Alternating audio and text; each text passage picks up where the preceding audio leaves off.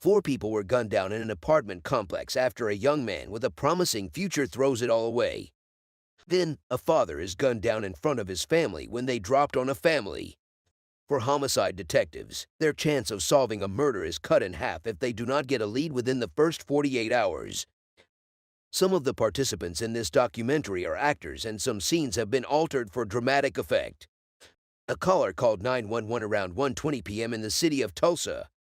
911 operator asks if she needs police, fire, or medical. The caller says she needs medical. 911 operator asks her what's going on. The caller said she doesn't know. She said she just woke up and she started hearing some noises. Then she went over to her balcony and she saw that two people that have been shot. 911 operator told her officers are on their way. When the first respondents arrived, they found four people that have been shot. Two men and a woman were rushed to the hospital. The remaining person was already dead before officers arrived at the scene of the incident. 23-year-old veteran detective Reggie Warren would lead the case. "What's going on?" an officer asked. Sergeant Brandon Watkins told him they have one person that is deceased on the side of the walk-in between the apartments. His name is Joshua Smith. 26-year-old Joshua Smith was born in Kansas City, Missouri, and moved to Tulsa in 2013. After graduating from Atlanta High, he enrolled in culinary school and planned to open a restaurant. Joshua was survived by his mother, two brothers, two sisters, and a 1-year-old daughter. Joshua was shot 8 times. Sergeant Brandon Williams said they have 3 people that have been transported to the hospital for gunshot wounds. The man that was shot in the head is 23-year-old Marco Celestine Jr. Marco and his girlfriend Raven had a child and another baby on the way. The detectives discovered several casings in the parking lot and on the sidewalks. The team also recovers 11 .40 caliber shell casings. A detective said it seems the shooting started initially in the parking lot and shot were fired and continued down to the east. While detectives Ronnie Leatherman and John Brown went out to talk to people downtown, the team canvassed the apartment complex. They got a witness to speak with them. She narrated what she knew. Detective Reggie and other detectives were not too satisfied with what they heard from her. They wanted to hear more from her, so they told her she will be more appreciated if she could come to homicide. She obliged and followed the detectives. As soon as they got to homicide, she was taken into an investigation room. Detective Ronnie was the detective that entered the interrogation room where she was being held to ask her some questions. Detective Ronnie told her to tell him everything she knows. She said she was sitting in her car watching TV, and then she heard gunshots out of nowhere. She said the gunshots were consecutive and just kept going off. She said she hit the ground. She said when the gunshot stopped, she kept on hearing the voice of a woman yelling for help. In Mobile, Alabama, a call came through to 911. 911 operators picked the call and asked the caller what her emergency was. The caller told them someone has just been shot. 911 operators asked her the location of the shooting. She kept on saying, "Stephen, baby, stay with me." The caller finally gave 911 operators her location. She said she was at Azalea and Seabreeze. 911 operators immediately transferred her over to medical. She kept saying, "I love you, Stephen, baby," while her call was transferred to the medical. A few minutes later, police and DMs responded and found a man lying on the street dead. Detective Glenn Barton asked officers if they already have the name of the victim. An officer told him that they have the victim's name and he is Stephen Fields, Jr. 39-year-old Stephen Fields, Jr. worked in a construction company to support his 5 children. Stephen was recently engaged and moved in with his fiancée. Stephen was shot once in the head. A single shell casing of a 9mm Luger was found next to Stephen's foot. A witness came forward to speak with detectives. The witness said showed them Stephen's fiancée. He assured detectives that the female holding a baby over there is Stephen's fiancée. The detectives approached her and she agreed to talk when she gets to homicide. Immediately they arrived at homicide. She was taken into an interrogation room for questioning. Detective Ronnie and another detective entered the interrogation room where she was been held to ask her some questions. Detective Ronnie told her he wants to know what happened. He urged her to tell him everything she knew. She said Donna called her in the morning because Donna wanted her to come to her house. She waited on Stephen to get off work because the next day was his birthday. She said she took Stephen out for dinner to celebrate his birthday. Detective Ronnie asked her if Stephen knew Donna. She said Stephen and Donna were neighbors. She said Donna moved into the house where Stephen was living with her son and his girlfriend about a month ago. She said Donna told her she just needed to talk to her for a second. She said Stephen and his son waited in the car while she went inside. When she entered, Donna told her to sit and talk to her for a second. The next thing she saw was a black guy running in the door. The black guy went to the safe that was in Donna's room. She said he told Donna he needed his gun. He said he needed to go outside. She said the black man grabbed a gun and ran out of the room. She said as he was going down the steps, she was trying to figure out what was going on. Donna ran out behind him. Detective Ronnie asked if he saw the victim get shot. She said the black guy just shot the victim in the head and the victim fell. He asked her again if she remembers what he was wearing. She said she can't tell him even one thing about him. She said she doesn't know who he was, but it sounded like he was called Smoke. Detective Ronnie asked her if she knew who called him Smoke. She said it was Donna that called him Smoke and she drove away with her son. Detective Ronnie asked her if she has any idea why anybody would shoot Stephen. She said she thinks everything that happened was a setup. She said Donna told her son in the past that Stephen owed her money. She said she was outside when she got outside. She said after she followed the gunman out of the house, she saw Donna's son lying on the street. She thinks her son and Stephen might have gotten into it and the guy got a gun and shot Stephen. At this point, Donna threatened to kill Stephen, Detective Ronnie asked. She said Donna usually threatens to kill people all the time. Just hold tight. I will be right back, Detective Ronnie said while he left the interrogation room. The detective turned to the woman who rents the apartment and who was dating Donna's son. So who stays in that apartment with you? The detective asked. She said she and her kids. Who else stays at the house? The detective asked again. Mama, she replied. What exactly do you remember about when everything went down? The detective continued with his investigation. She said when the girl knocked at the door, she asked her what she wanted. She said she opened the door. She said her old man and little skinny dude were getting into it.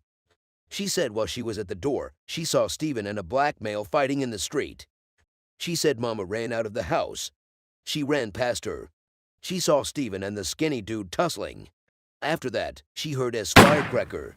She said the skinny black dude ran behind the back of her apartment. Back to the other murder case, detectives just learned that a witness responded to the female victim. The witness was brought to homicide for questioning. As soon as she arrived at homicide, she was taken into an interrogation room for questioning. After a series of questions and answers with Detective Ronnie, the witness was given a card that had Detective Ronnie's name and phone number on it. He told her to call him as soon as he has any information concerning the murder. Detective Leatherman visited the hospital where the surviving female victim was taken to. He requested to have chat with her before he is prepared for surgery. Detective Ronnie asked her who shot her and she said it was Caleb Young. He asked her what happened. She said she was there to visit her friend called Josh and one of Caleb's friends was there. She said she saw him on the phone and he was looking at her. She has a feeling that he was on the phone with Caleb. About 30 minutes later, Caleb popped up. Detective Ronnie asked her why he did that. She said he did that because they broke up. Detective Ronnie left the hospital room while he left the medical personnel to attend to her. Detective Ronnie called Detective Reggie immediately he left the possible. He told about Caleb Young. He wants him to look for Caleb in the database if he can get any information on him. A few minutes later, Detective Reggie found Caleb in the database. Information from the database showed that 20-year-old Caleb Young has no prior convictions. The next task for the detectives is to locate Caleb and bring him for questioning. They headed out to the location they found. While driving close to the location, they spotted Caleb leaving in a car. The detectives tracked and stopped the car and transported Caleb to homicide. With a search warrant in hand, the team searches the house but they did not find any gun. While the team was carrying out an on-site investigation, the victim's dad showed up. Did your son have a girlfriend or baby ma'am out east? A detective asked him. He claims Caleb's ex-girlfriend and her new boyfriend shot up his family's house and car. Detective Ronnie said what she told them might help her son out.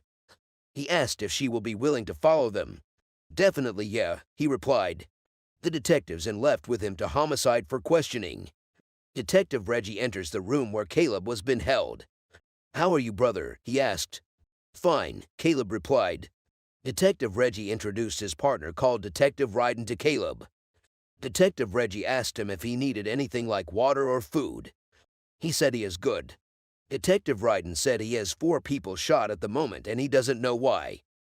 Back to the mobile investigation of Stephen Fields Jr., a witness has just revealed to detectives that she knows the shooter. A detective asked the witness if he can describe him. She said the suspect is 5'11", a black guy, and skinny. Smoke's wife, a detective asked. The witness said she is a white girl. He asked her how old she was. She said the information is on Facebook. The detective asked her if she can pull up her information on Facebook real quick. She said she can do it real quick. Barton finds Jamal's last known address. The detective headed to a location they know Jamal stay at. A few minutes later, they arrived at the address. When they arrived at the address, they knocked on the door. A woman showed up at the door. He told her his name is Detective Barton and he wants to know if Jamal was there. She said Jamal was not there. She said she has been trying to get in touch with him. She said she has been calling him. "Well, this is my phone number," Detective Barton said. He gave her his phone number and urged her to call him if Jamal shows up. The next day, the team picks up Donna at her apartment complex. Detective Glenn told Donna that he just wanted to speak with her. Donna said that's fine. Detective Barton told Donna to explain what happened to him. She said someone knocked on her door. She said the people used to live down the road. She said they always come hounding. She said she asked him if he has $5 she can use for gas or she can help her buy her baby diapers. Detective Barton asked her if she told her to come over to her apartment. She said she didn't tell her. Detective Barton said he didn't buy the idea that she just showed up randomly. She said she told her she was bringing money. Donna admits Stephen owed her money. Detective Barton asked her what happened when she was talking in her room. She said somebody runs in and that was when she walked outside. She said her son was in the middle of the road. She said she thought her son was dead. Detective Barton asked her if she had talked to Stephen.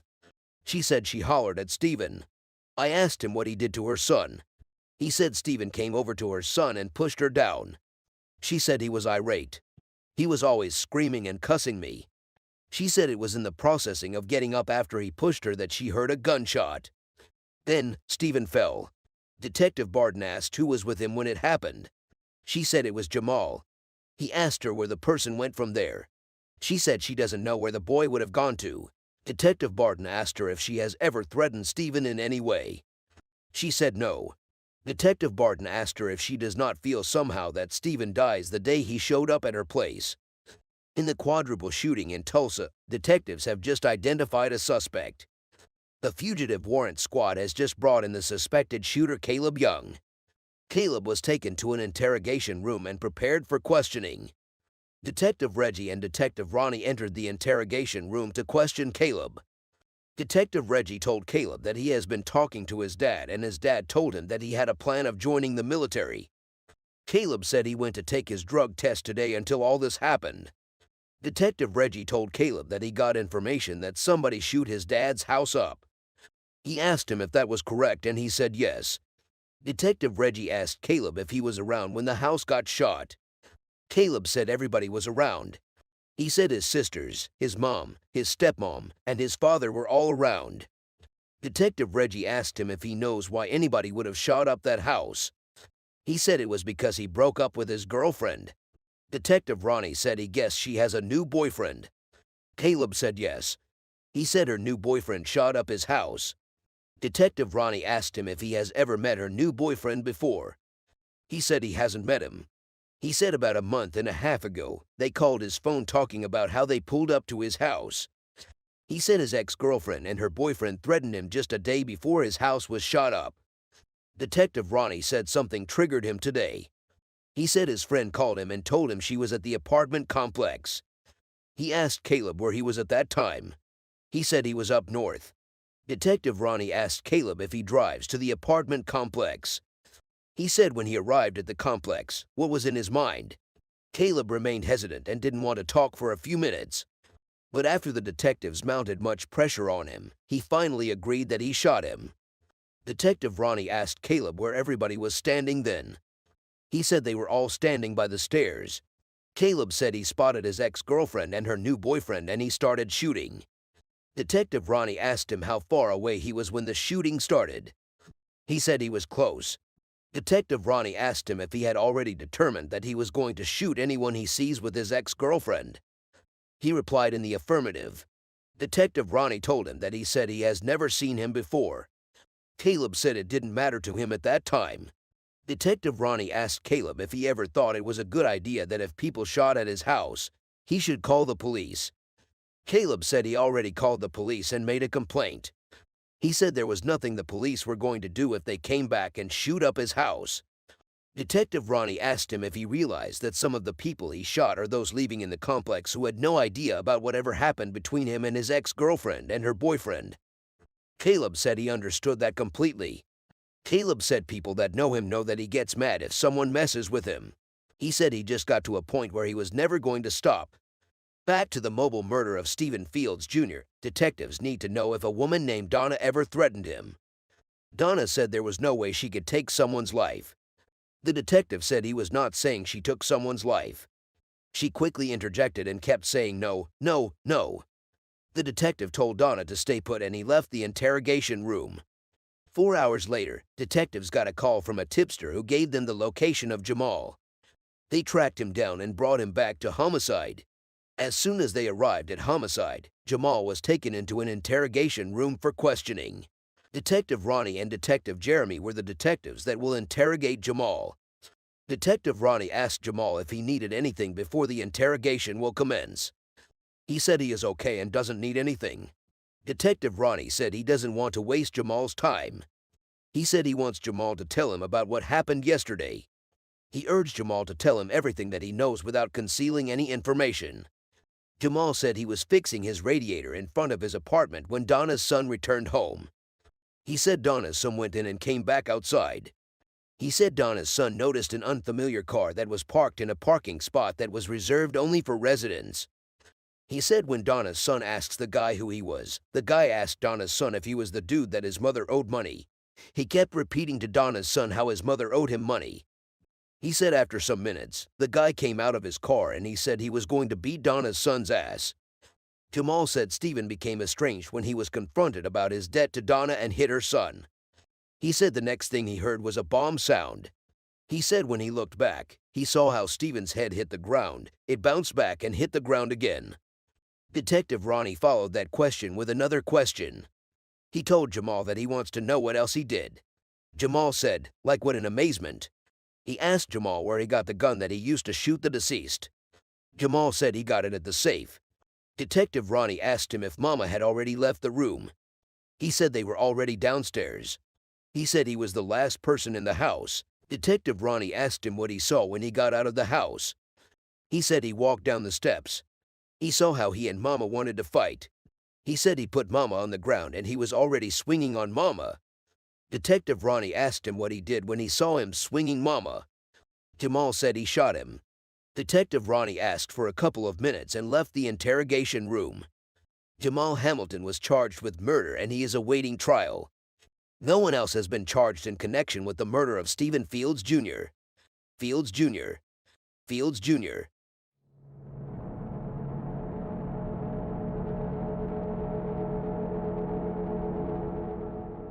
11:32 a.m. on Valentine's Day in Gwinnett.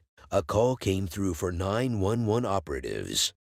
An operative picked the call and asked for the address of the emergency of the caller. The caller said Hunter Ridge Lane, Norcross. The operator asked the caller what is going on at the address. The caller said they heard at least 6 shots. He said they walked outside and they saw a guy lying on the ground bleeding. The operator asked the caller if it appears like the victim is breathing. The caller said the victim was barely breathing. The operator told the caller that police and paramedics are already on their way. The caller told the operative that he is not sure how long the victim was going to survive. For homicide detectives, their chance of solving a murder is cut in half if they do not get a lead within the first 48 hours. CPL Patrick Dunning briefed team members. He said when the call came in, it sounded like 6 to 7 shots. He said their victim was unfortunately in a pretty rough shape. Ends rushed the victim to the hospital, but he didn't survive. CPL Patrick said anytime someone gets murdered in the middle of the day, it makes it seem like the person who was responsible does not care if anybody sees them. He said it leads him to think that it could personal. A 19-year-old veteran with Gwinnett County PD, Corporal Patrick Dunning, who joined homicide a year ago, will lead the investigation. When CPL Patrick got to the scene of the incident, he met other detectives who had gotten there before him. He asked one of the detectives if they have gotten the name of the victim. The detective said the name of the victim is Darian Dennis. 24 years old Darian Dennis attended Hutchinson Community College. He worked as a furniture mover and hoped to get a commercial driver's license. Near where Darian's body was found, detectives found 2 .40 caliber shell casings and a .40 caliber Glock. A detective said the gun was next to the victim's hand that was laid out flat. He said it seems like the gun was in his hand when he fell. Sergeant John Richter said he got off 2 rounds. He asked other members of the casings, but they could not find any casings they believe from the suspect's gun. Darian's mother and brother have learned of his death and arrive at the scene. Darian's brother told CPL Patrick that he was just at the house when someone called him and informed him. He said he ran up there with his mother after they got the information. CPL Patrick asked Darian's brother if he lives in the complex. He said they stay at the back. CPL Patrick asked Darian's brother if they had any racial issues with anyone. He said they have no issues with anyone. While CPL Patrick was having a chat with Darian's brother, Darian's father called. He asked to speak with CPL Patrick. CPL Patrick introduced himself to Darian's father. Darian's father asked CPL Patrick that if somebody was saying that his son got shot. CPL Patrick replied in the affirmative, hoping to get a lead about who would want him dead. Darian's father said Darian always carried a gun. He said Darian has a Georgia state permit for concealed carry and owned a Glock. He said Darian left their apartment to go to a convenience store across the street. Corporal Harrison went over there with the hope that he could get anything on video that will show Darian at the store before the incident happened. He said the owner of the store has it on his phone and he was not there. Sergeant Micah Hegwood said the plan was to have the owner download that block of time. 2 hours in, a man who was hanging out by the store came forward. He said he heard a gunshot. Then after 30 seconds, he saw a Toyota car leaving the complex. He said the Toyota is a 4-door, cream-colored car with 2 holes in the driver's side. He said the car made a right turn. He said they were going slow, watching that nobody was coming. He said all he saw were 2 black males. CPL Brian Dormany asked if anyone saw a cream-color 4-door Toyota similar to a Camry slowly exiting the entrance to the apartment complex, but no one replied. A detective said the description the witness gave matches the evidence that the victim squeezed off 2 rounds. A license plate reader near the complex captured a car matching the suspect's vehicle moments before the 911 call. CPL Patrick told team members that they have a tag. The next job is to see if they can track it. CPL Patrick ran a tag number to see if it has been caught on other license plate readers since leaving the area. His search revealed that the car was the last hit in Cobb County off Bentley Road at 148. The car was just photographed 17 miles away. Corporal James Lawson tracked down the vehicle owner's address. It's registered to a woman 25 miles away in the same direction the car was heading. CPL Brian said they should go and talk to the owner and find out who got in the car and where the car is.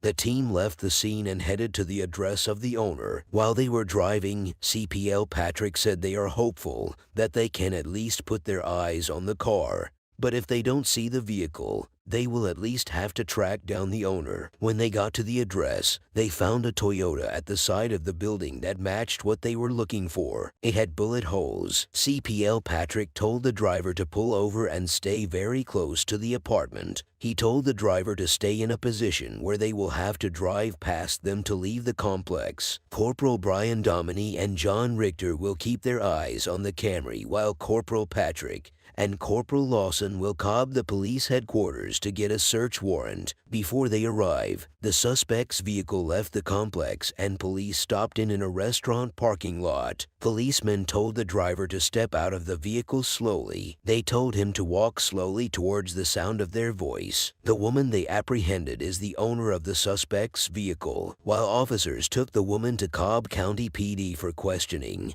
Corporal Richter and the team searched her apartment. When they arrived at the headquarters, she was taken into an interrogation room for questioning. Corporal Patrick Dunning and Corporal Lawson entered the room to interrogate her after she settled. Corporal Patrick Dunning introduced himself and his colleague. He told her that they are with the Gwinnett County Police. He told her that he was playing catch-up trying to figure out who she was and she was doing there today. She said she drove her car home this morning after spending the night at a friend's house. Corporal Patrick Dunning asked her if she was currently living with someone. She said she lives with a friend of her ex-boyfriend. He asked her the name of the friend. She said his name is Quentin Lawton. He asked her how old Quentin was. She said Quentin should be 30 years old. Corporal Patrick Dunning asked her where Quentin was when she came back around 8 a.m. She said she went to her room. She said Quentin might have been there, but she was not sure because she didn't see him. She said around 10 a.m., her friend picked her up to go shopping. She said they went to the store to get some outfits because they were going out. Corporal Patrick Dunning asked her the actual time she got to her apartment in the evening. She said she got to her apartment around 6 p.m., and she got into her car and drove off. Corporal Patrick asked her if she noticed any damage to the vehicle when she was about to enter the vehicle. She said she was getting pulled over, so she got out of the car and she saw 2 holes that were taped on the driver's side. She said she started asking herself what was going on. Corporal Patrick asked her if Quentin drives. She said Quentin drives because he owns a BMW. Corporal Patrick told her that the reason why he was asking all those questions is that her car was involved in a shooting and the person that was shot died, so the case is a homicide investigation. He said she is more than welcome to start her explanation all over again. She said she believed that he may have done something. Corporal Patrick Dunning asked her what she was referring to. She said, Quentin. She said Quentin has a spare key that she kept in the kitchen. He asked her if Quentin could potentially have accessed her car. She said Quentin called her a lot today. She said it was after 11 a.m. that Quentin called her, and he was saying something happened, but he was reluctant to tell her what happened. She said she texted him and asked if he was good. He told her that he was cleaning. Corporal Patrick asked her that when Quentin told her that he was cleaning, didn't she ask him what he was cleaning? She said she didn't because she was focused on her own thing. She said she just told him okay. Corporal Patrick asked her if Quentin talked about being with anyone. She said he didn't tell her someone was with him, but she heard the voice of a 16-year-old guy. Corporal Patrick asked her if she knows the name of the guy. She was not able to give him the name, but she gave him the nickname of the teenager. Corporal Patrick asked her that if he wants to see Quentin right now, where would be the best place he can find him? She said she doesn't know. Corporal Patrick asked her if she doesn't have a problem with them looking through her phone. She said she doesn't have a problem with that. Corporal Patrick asked her if she knows whether Quentin was on social media. She said she has Quentin on Instagram. She gave them Quentin's name on Instagram and that of his teenager's friend. Corporal Patrick went through the phone and he was able to find the teenager's number. He told her that he saw evidence of phone calls. He said they will take her phone for a minimum of a night. He stood up and appreciated her cooperation before leaving the interrogation room with his colleague. While they were walking to their seats, Corporal Patrick told Corporal Lawson that they have 2 people of strong interest at the moment. He said, for now, both of them are the 2 main suspects. When they eventually joined other team members, They met the detectives who went to search the apartment. The detectives said they didn't find anything in the apartment. 30 years old Quentin Lawton has prior convictions for robbery with a firearm and armed false imprisonment in Broward County, Florida. Detectives used the teenager's phone number to track down his name. They were also able to get the license plate on the BMW car Quentin drove on the day of the incident. Corporal Patrick said there is a chance that Quentin could flee the jurisdiction of the state. He said he will put together search warrants for Darian's, Quentin's, and the teenager's phone records. He said he feels that there is a connection. He said hopefully the phone records will show that there is a connection between the suspects and the victim, and they will be able to put those suspects at the scene of the crime at the time of the homicide.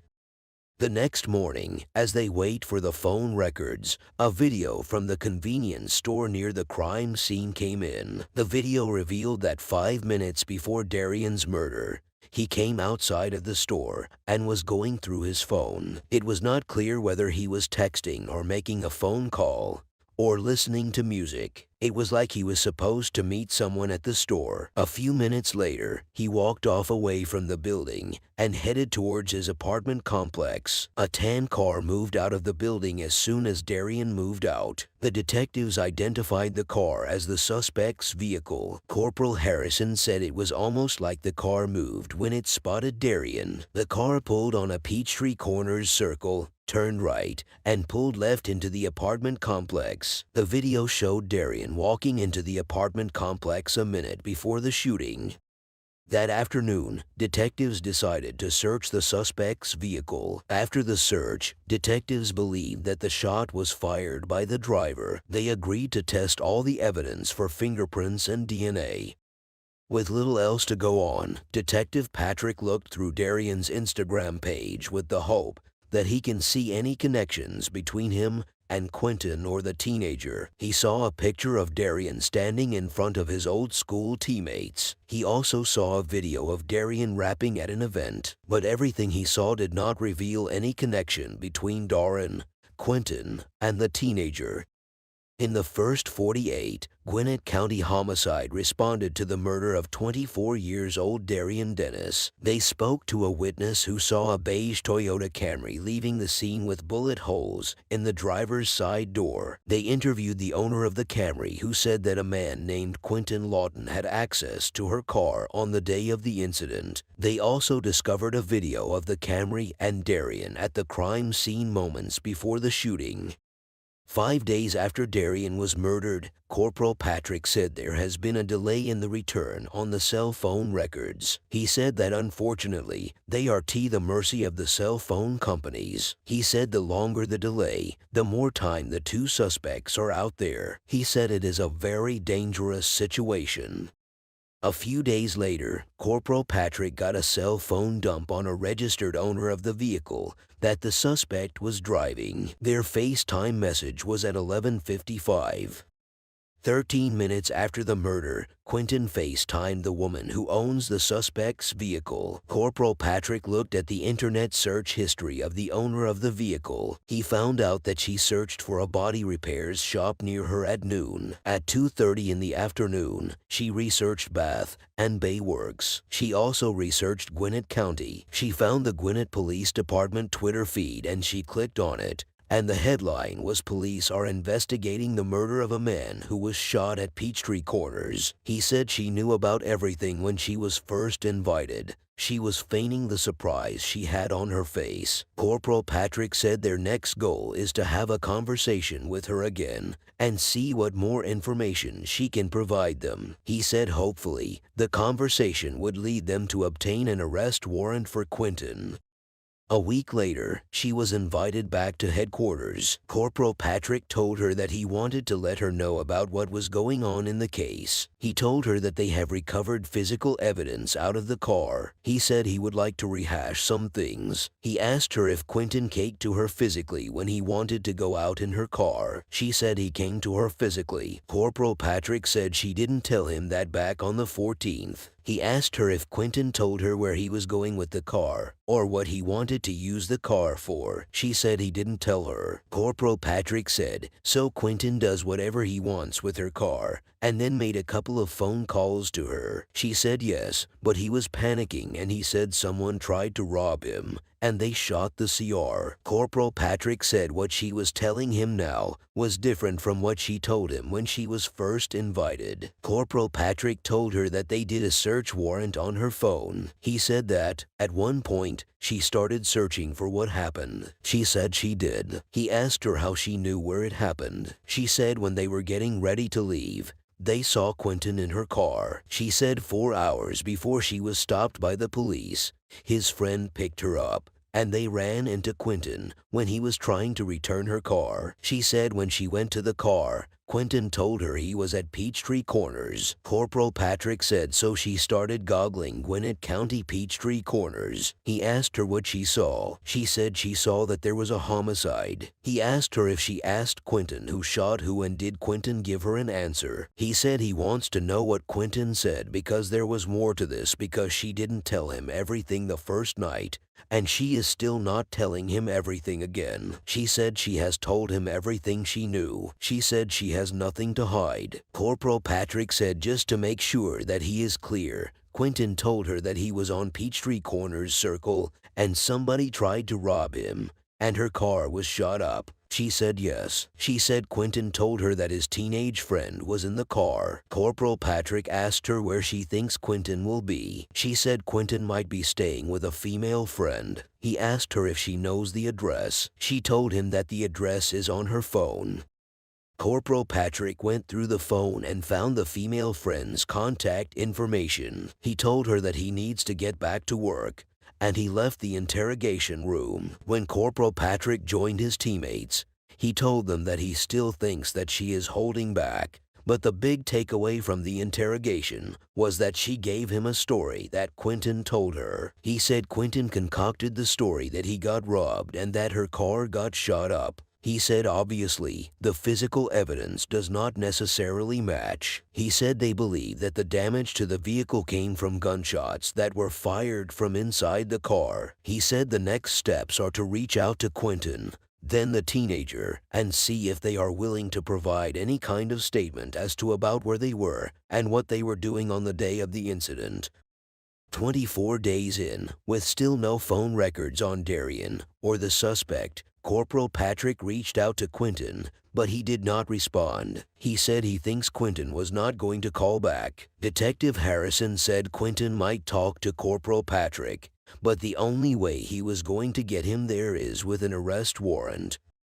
The next morning, Corporal Patrick and Detective Casey decided to run by the address of Quentin's female friend to see if he was still in the area. They drove for several minutes around the area, but they didn't see anyone. A few moments later, a call came into Corporal Patrick's phone. He was told that Quentin's attorney has reached out to homicide. He said the attorney relayed that Quentin wasn't the shooter, but he knows the shooter. Corporal Patrick said Quentin's attorney was trying to lay down some sort of self-defense claim. He said he was going to reach out to the attorney because he is curious to know the connection between the victim and them.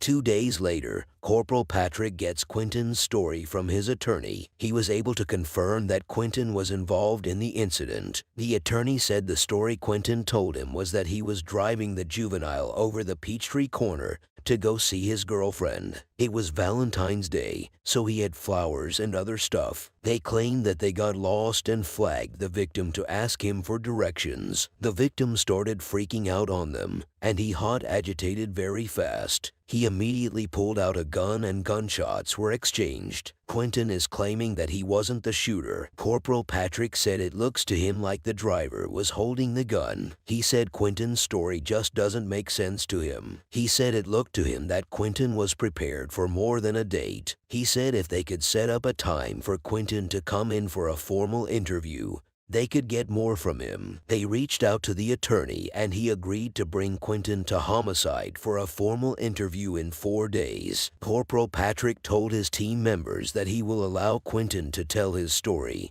Then, he will start to pick holes in it and show him that the evidence appears to show that the gun was fired by somebody from the driver's seat. He said if Quentin tells a story that puts the gun and the actual murder in the lap of the teenager. In the meantime, Corporal Patrick will try to track down the teenager with the hope that the teenager will try to clear his name. The next day, Corporal Patrick reached out to the teenager and spoke to his mother. He said he let her know that if her son had anything to do with this, now would be the best time for him to get out in front of it and make a statement. The mother planned to bring the teenager to tell his story once they retain an attorney. 29 days and while waiting for Darian's and the suspect's phone records, the team prepares to meet with Quentin face to face. As the deadline passes, Quentin's attorney called Detective Patrick and asked him to meet him in the parking lot. When Patrick got to the parking lot, he met only Quentin's attorney. Corporal Patrick told the attorney that he was under the impression that Quentin was going to show up at homicide by 5 p.m. and give them his side of the story. Quentin's attorney told Corporal Patrick that he is not playing cat and mouse with him. Corporal Patrick said it has been a month now, and he has not been able to produce Quentin. The attorney said he knows. He said he feels like he has got some good stuff for him to share. He said he vetted Quentin, and he believed him. He said Quentin has answers. According to the attorney, Quentin doesn't know Darian. He said Quentin is adamant. He said Quentin told him that he has no clue about who Darian was, and his only mistake was leaving the scene of the incident. Corporal Patrick told the attorney that what they have an issue with is if everything that happened was random, why Quentin didn't stick around. The attorney said Quentin didn't stick around because he went to prison. So, Quentin is like every other black kid in the country. He is scared of the police. Corporal Patrick told the attorney that the ball is his guy's court. He said he appreciates everything the attorney has said to him, but he will rather hear the words coming out from Quentin's mouth. He told the attorney to give him a call back. Detectives decided it was time they made their move. They submitted an arrest warrant to the DA based on the circumstantial evidence they had on Quentin. The next morning, Corporal Patrick sent the fugitive warrant unit to stake out the home of Quentin's female friend. Corporal Patrick himself went to Darian's family to give them an update about their investigation. He told them that there are 2 individuals that they are looking at. He said he has secured an arrest warrant for 1 individual. Quentin's father said the family has been thinking of having a resolution to the case. He said part of the reason why his son is not alive was that someone did not have a spirit of forgiveness. He said he is ready to see the person and see what the person's explanation is for why the incident happened. Corporal Patrick told him that they are trying to do everything to help the family. Quentin's father gave Corporal Patrick a portrait of his son as a gift. They both greeted each other and Corporal Patrick left. Then, the fugitive warrants unit called Detective Patrick and informed him that they have arrested Quentin at his female friend's apartment. They said he did not want to speak with detectives at the time of his arrest, but he has been transported to Gwinnett County Jail. Corporal Patrick said they still have 1 outstanding. He said hopefully if they can pull up the cell phone that belongs to the second suspect at the scene, they can go ahead and secure an arrest warrant for him. After 2 months, Detective Patrick finally got the phone records for Darian, Quentin, and the teenager. The phone records revealed that there were no phone calls between Darian, Quentin, and the teenager, but the phone records for Quentin showed that right at 11:30, Quentin's phone pings off the nearest tower. He said that was the digital evidence that they were looking for.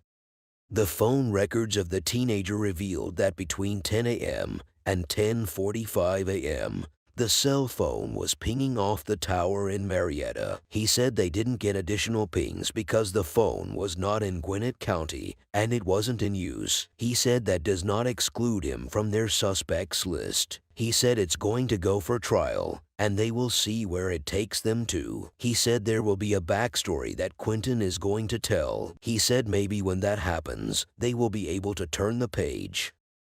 Quentin Lawton's prints were later found on the roll of tape in the suspect's vehicle. He was charged with aggravated assault and felony murder. He is awaiting trial. The teenager has not been charged with any crime concerning the murder of Darian Dennis. 8:08 p.m. in Tulsa, Oklahoma. A caller called 911. 911 operator. Do you need police, fire, or medical? Caller. Police. The caller said he is at the corner of 54th Street and Johnstown. He said he just heard a gunshot after an argument, and the argument stopped after the argument. 911 operator. How many gunshots did you hear? Caller. Just one. The 911 operator said he will inform the police. A few minutes later, another caller called 911. 911 operator. This is EMSA. What is your emergency? Caller. I was just walking up the street and I look up in the driveway and I saw a guy sitting in a chair with a gunshot wound to his head.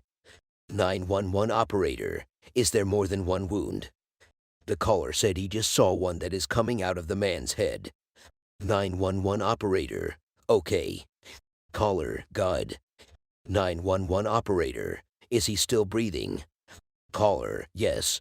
He is still breathing. 911 operator. Just keep talking to him. Tell him you've got help on the way. Detectives made their way to the crime scene.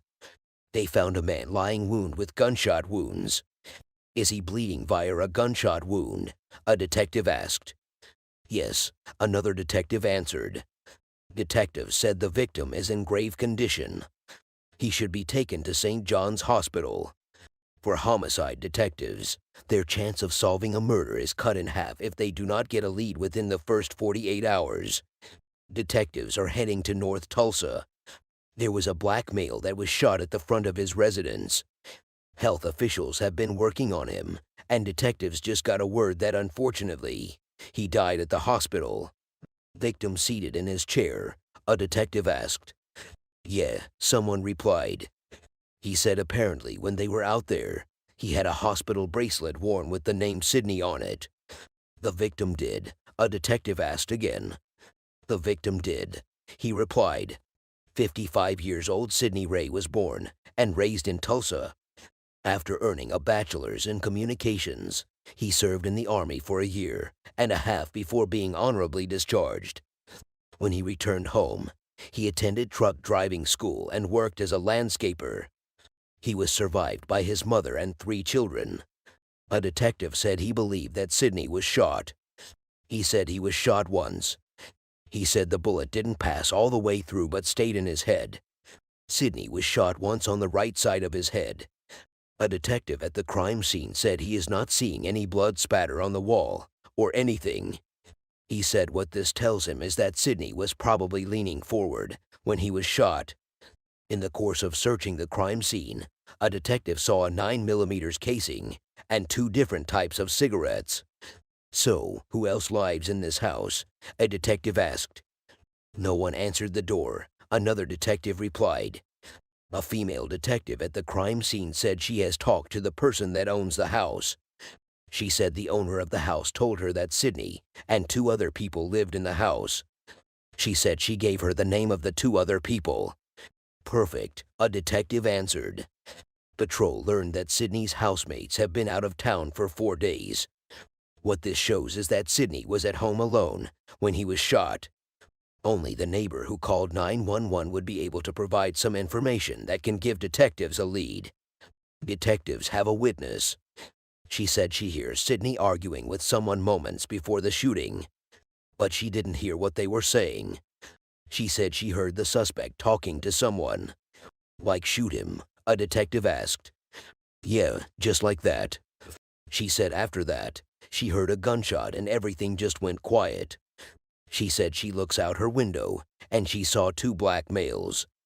She said one black male and the other she can tell who he is. She said the suspects fled to an open garage next door. She said they were only there for a couple of seconds. After that, they came out down the driveway and entered a white car. She said the suspect car did not start. She said she saw him grabbing a tool to start the vehicle, and they took off and go through the west. "How did the garage door get closed?" a detective asked. "That's $1 million question. We do not know how it got closed," another detective replied. Detectives knocked on the door of one of Sidney's neighbors. "What do you know about this house next door?" a detective asked. "I do not know anything about it. I just know the neighbor. He is always outside fixing on his car," he replied. "What does he normally drive?" the detective asked again. "He drives a blue Mustang," he replied. "Have you seen any white cars there before?" the detective asked again. "No," he replied. "Do you know the name of the guy that lives next to you?" the detective asked again. "No, I don't," he replied. "He said it's a young couple that lives there." The detective asked him if he knows the victim's name. He said he doesn't know him either.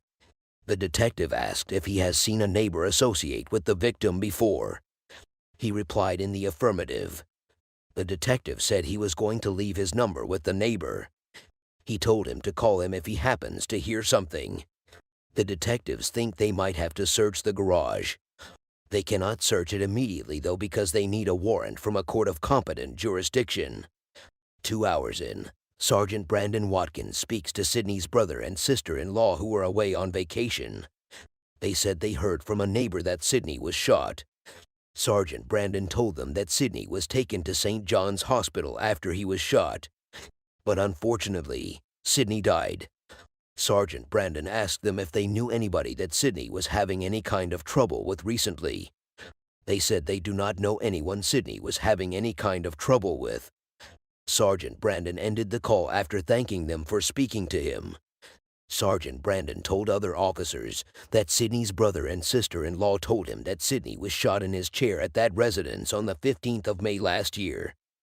He said they made him know that it was 2 young guys that shot him then. They said he was shot in the back and stomach then. Another detective said their story has explained why Sidney had bracelets on his wrist. He said Sidney's brother said he couldn't let him stay in his house because he was throwing trash in the neighbors' yards, and he was aggressive with everybody. He said there was a lady who said yesterday, or the day before yesterday, the guy that was sitting in the chair out there started screaming at her. The guy told her to get out of his sight. While the team waited for a search warrant to search the victim's house and garage, a detective said someone just showed up at the house. He said they might be able to get a waiver. "Do you live here?" a detective asked him. "Yes, sir, I do," he replied. "Do you mind signing a waiver for us to search your garage?" a detective asked. "Yeah," he replied. As officers searched the garage, they began to see different ammunitions. They found 5 guns, including a 9mm Luger and a cock gun. The detectives believe they may have found the weapon used for the murder. The owner of the house swore that he does not know these ammunitions exist in his garage. A detective said he will send the ammunitions to ballistic for investigation. The detective asked him if his garage door was up. He said no. He said his garage door was not open. The detective asked again if there is any way they can get into his garage door. He said the back door doesn't lock. The detective told him that he has talked to a couple of his neighbors, and they said he has associated with the people next door. He said he is a mechanic, so he always works on their cars. The detective asked him about the guy that drives a white car and sits at the front that needed to jumpstart before he left there tonight. He said he doesn't know what white car the detective is talking about. "Listen, these cats were in your garage. They probably dumped the murder weapon off in your garage. I want you to think about this. Who have you seen over there? And what kind of activity have you seen over there?" the detective asked him. He said honestly, he did not see any activity over there. He said he doesn't associate with anybody. He asked for the detective's number so that he can call him when he sees any activity going on over there. Another detective suggested that Dylan be taken downtown. He said the detective should apply some type of pressure on him and see if he will stick with the story he told them initially. The detective said what the guy said made no sense to him, because if it was one gun they found stashed in his yard or under a trash can, it would have been understandable. But the numerous guns found in his yard suggest he still has a lot to say. The detective who had a chat with Dylan said his interaction with him suggests to him that he was believable. He said he has been wrong before. So, if the other detective suggests he should be taken downtown and interrogated more, then they should go ahead and do it. A detective went to the Dylan door again and knocked. Immediately he came out. The detective told him to put on his shirt, his shoes, and bring along his phone real quick. As soon as they arrived at Homicide, Dylan was taken to the interrogation room for questioning. The detective said he appreciates his coming down to Homicide. He said he knows it sucks. Dylan interjected quickly and told the detective that he can have his phone if that is what he wants. The detective asked him if he doesn't have any issues with him looking at his phone. He said he doesn't. He said the detective can go through his pictures and his contacts. Another detective came into the interrogation room during the interrogation. The detective that was talking to Dylan gave the detective Dylan's phone, and he told him that Dylan has permitted them to check his phone. He said he has permitted them to do whatever they want to do with his phone. The detective continued his interrogation while he gave the phone to the detective that joined him. He asked Dylan about the guns that were found in his garage. He said, "Is there any way that Dylan's fingerprint or DNA is going to be on those guns?" He said no. "How do you know that?" the detective asked again. He said he hasn't touched any of those guns, so there is no way his fingerprints will be on the guns. The detective asked him again if any of his neighbors have entered his garage before. "No," he replied. The detective asked Dylan if he received any phone call this evening from anybody that suggested the person was going to hide something or put something in his garage. He said no. The detective asked again if he hung out with any black guy at his house. He said not really. The detective said the reason he is asking is because of a picture he saw on his phone. The guy stood up to show him the picture. The picture showed he was with a guy in his garage. The detective asked if he knows the guy. He said yes. He said the guy in the picture is his buddy. He said his name is Skyler. The detective asked him when the picture was taken. Dylan said the picture was taken a couple of weeks ago. He helped the detective check the exact day the picture was taken. Dylan gave the detective Skyler's full name and says he helped him work on his truck. The detective asked Dylan if he was expecting anybody in his house this evening. "No, sir," he replied. The other detective who was checking Dylan's phone left the interrogation room. He left Dylan and the detective that was interrogating him from the start. Immediately the detective left. Dylan said he was expecting to go home and eat his damn tacos and go to bed. The detective said he was going to take Dylan's fingerprint, and that way he can compare it to any prints that are going to be on those guns. The detective asked Dylan if he doesn't have any issue with taking a DNA swab. Dylan said he doesn't care.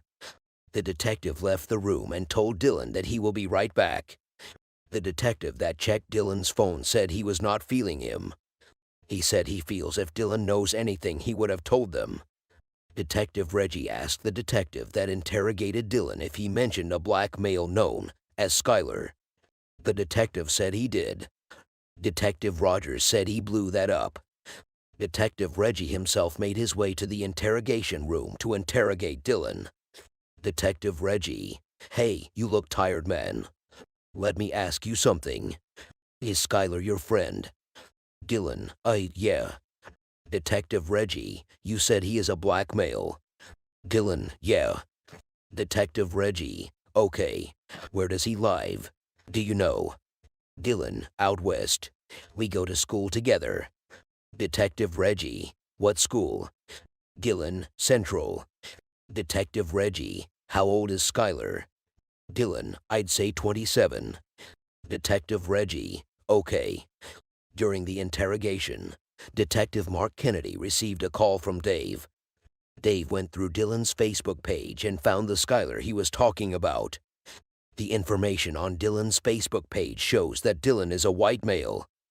Detective Mark shows Dylan the picture of the white male. "That's Skyler," Dylan said. Detective Mark, "That's not the guy in the picture that you identified as Skyler. That was an older, bald, black man." Detective Mark, "So, are you ready to tell the truth now?" Dylan, okay, that's the neighbor. Detective Mark, out by your garage. Dylan, yes. He helped me push my truck out. Detective Mark, who is the neighbor? Dylan, his name is Reggie. Detective Mark, do you know Reggie's last name? Dylan, no. I don't. Detective Mark, which house does he live at? Dylan, I've seen him next door, next to me to the left. Detective Mark, like the one that the murder happened. Dylan, yes. Detective Mark, does he live over there? Dylan, I don't know who lives there. Detective Mark, okay, but Reggie frequents that house next door. Dylan, yes sir. Detective Mark, why didn't you tell us that? Dylan, because he is in the picture and I didn't want you guys to think that I was hiding anything.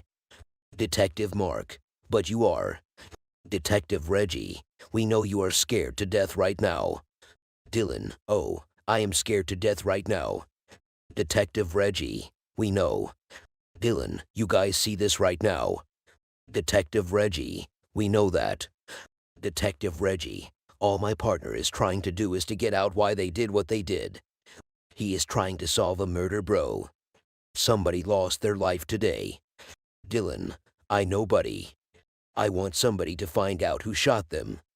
Detective Reggie, but if you mean that, you are going to start being truthful to us, because talking to you is like pulling teeth.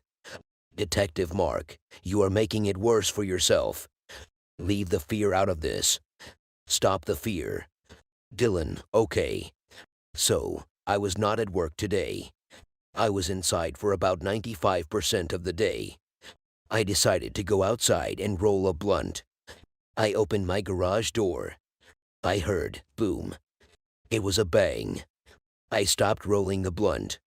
Reggie came over and threw the guns. He threw the gun underneath the toolbox. I saw Reggie and a black guy. I said, "What are you doing?" He said, "I want to hide them. Sidney just shot himself."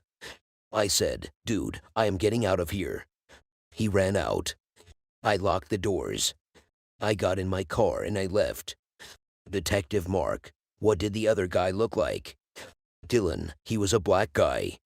He is tall, skinny, black skin. Detective Mark, what you just said now at 1:52 in the morning is a whole lot more than what you have said at all. Hope you know what I mean. Dylan, all right. I apologize, guys. I'm just scared. Detective Mark, well, you should be scared.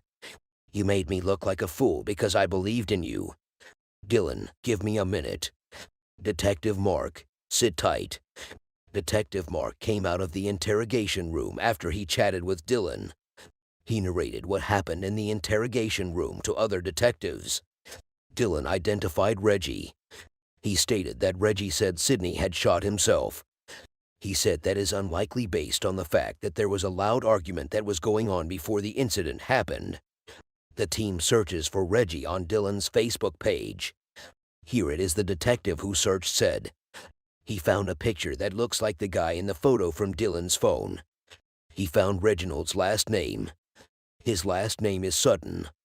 54 years old Reginald Sutton has multiple felony convictions including burglary, drug possession, and shooting with intent to kill. Detective Mark went back to the interrogation room, where Dylan has been held. Detective Mark, who is this? Dylan, that's Reggie. Detective Mark, you are saying that's him? That's Reggie. Dylan, yeah. Detective Mark, are you sure? Dylan, yeah. Detective Mark left the interrogation room and returned to his team members. He said Dylan identified the guy in the picture as Reggie. He said that means they have a lead. Yeah, that means we have to find him. And that car is still running around somewhere. Another detective said. Then, the team gets body cam footage from first responders to the shooting. While the team was watching the video, they saw an officer walking down from the crime scene. They also saw a white Monte Carlo that has broken down in the video. The car broke down while trying to leave the house. A detective said that car is probably the suspect's vehicle. The video showed where the officer was asking a young man if the car belongs to him. The young man said the car is his cousin's car. The young man said he was going to get gas. The officer asked how long has the car broken down. The young man said it broke down 30 minutes ago. The officer asked if he heard or seen something around where his car broke down. The young man said he did not see or hear anything. The officer told him someone has been shot around the place that his car broke down. The detectives who watched the video are convinced that the guy in the video does not look like Reginald. They said probably the young man is the second guy they are looking for. The detectives are convinced that the car in the video is the car they are looking for. Detectives said all officers should be on the lookout for the white car. 17 hours in, Detective White gets the autopsy report. White said the autopsy reveals that it was as if someone was coming from the back and putting it up against his head and pulling the trigger. He said he was going to take what he has to the district attorney's office, and he will see if they can get a warrant for the arrest of Reggie. Detective Watkins gets a call from Sydney's family. She said they are sure that Reggie has something to do with the death of the victim. They said that Reggie is part of their family. Reggie and Sydney are first cousins. He said the family is saying that Reggie is hiding somewhere in the out east.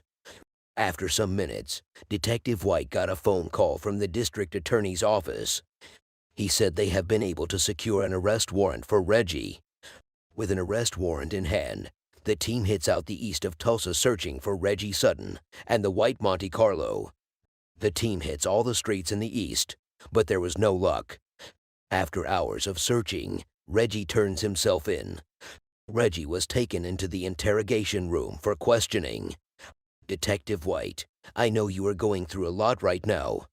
Reggie interjected. Well, Mr. White, the first thing I had to do was to turn myself in and do the right thing. Detective White, that is a good decision. I appreciate that because that shows me a lot. Detective White, tell me about what happened last night. Reggie, okay, it was my cousin, Sydney Ray. I was over at the house.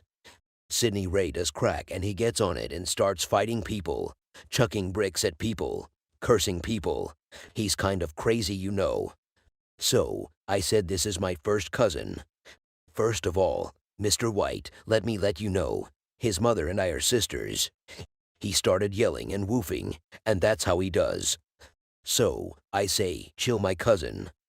You can be doing people like this. You yell at everybody that comes into this yard. After some few minutes, he pulled a 9mm out. I said, I'm your cousin, man. Are you going to do that to me? So he sat back down and sat in the brown chair he was in. So he started doing it again. That was when I walked up to him. So he took a knife and hit me on my belly. So he took the gun out. I said, are you going to do that to me like that, man? So we started dragging it. It went off. Detective White interjected. Reggie, it went off, sir. Detective White, you know I have interviewed a lot of people out there last night. Some of the people I interviewed lived in that area, and they said it was not only you that was up there. They said there was another male that you were with. I am interested in knowing who he is. Who were you with? Detective White asked again. Reggie, Terry Ratliff. Detective White, I need to find Terry because he could corroborate your story. Do you know his number? Reggie, I don't have a phone. I do not know it by heart. Detective White, is he the one? Did he leave in the car? I mean the white Monte Carlo. Reggie, yes. Detective White, where is the car right now? Reggie, it should be at his mother's house. Reggie gives the location of Terry's mother's house. Reggie, I'm letting them know about the car. A few minutes later, a detective said Detective Warren has found the car.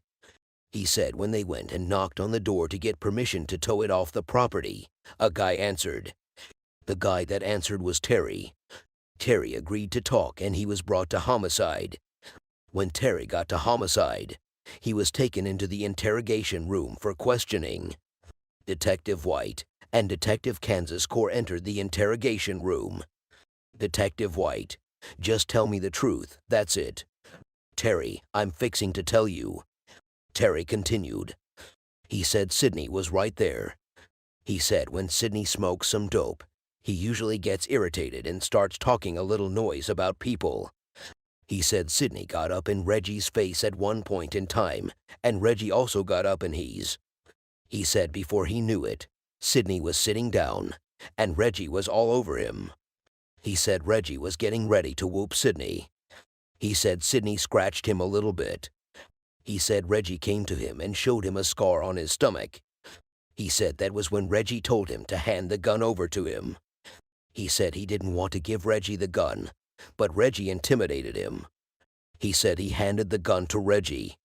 The next thing he knew was Reggie shot Sidney in the head. Detective White, okay, that's it. Terry, he murdered that dude. Detective White, that's the part I need to know exactly clear about. So how did he do it? Where was he standing when he did it? Detective White asked again. Terry, right over him. He grabbed the gun, went back over to Sidney, and stood over him. He backed him back. Sidney was still talking then. Detective White, what was he saying? Terry, he was saying shoot me, shoot me. Terry said the next thing he heard was a gunshot. Detective White, where did he shoot him? Terry, it was on the right side of the head, I guess. That's all I know. Detective, Sidney wasn't fighting him or doing anything. Terry, Sidney was a good guy. He didn't deserve to die. Terry said, after that, Reggie said he better not say anything to anyone. He says Reggie told him to hide the gun in Dylan's garage. He said he grabbed the gun. He said he took it up and pits it up under the tool chest. Detective White, when you reached under there to get rid of that gun, did you see any other guns? Terry, I didn't notice any. Detective White, where did you go from there? Terry, I tried to leave but the car didn't start. He hopped in the car with me. He said Reggie said they needed to get away before someone calls the police. He said Reggie said he should stay. Reggie shot himself if anyone asked. Terry said he told him they were going to detect that he didn't shoot himself. He said they ran back to Dylan's house and Dylan drove them to a gas station to fill up a gas can. He said when they came back, they dropped him off the car. He said he saw the police walking towards the car shining a light on it. He said the police asked if the car belongs to him. He said he told them they went out to fill the car because it ran out of gas. He said he got the car started and he immediately went to his mother's house. He said he stayed right there till morning. Detective White, I'll be right back. You can hang here real quickly. Detective White returned to the interrogation room, where Reggie was being held. Detective White, well, the version that we got from your friend over there was a little bit different from yours. Reggie, how far was I off? Detective White, quite a bit. Detective White, here is what I think happened based on the version that he told me. I do not doubt that Sidney has got some issues. I think we can agree on that. Reggie, yeah, we can.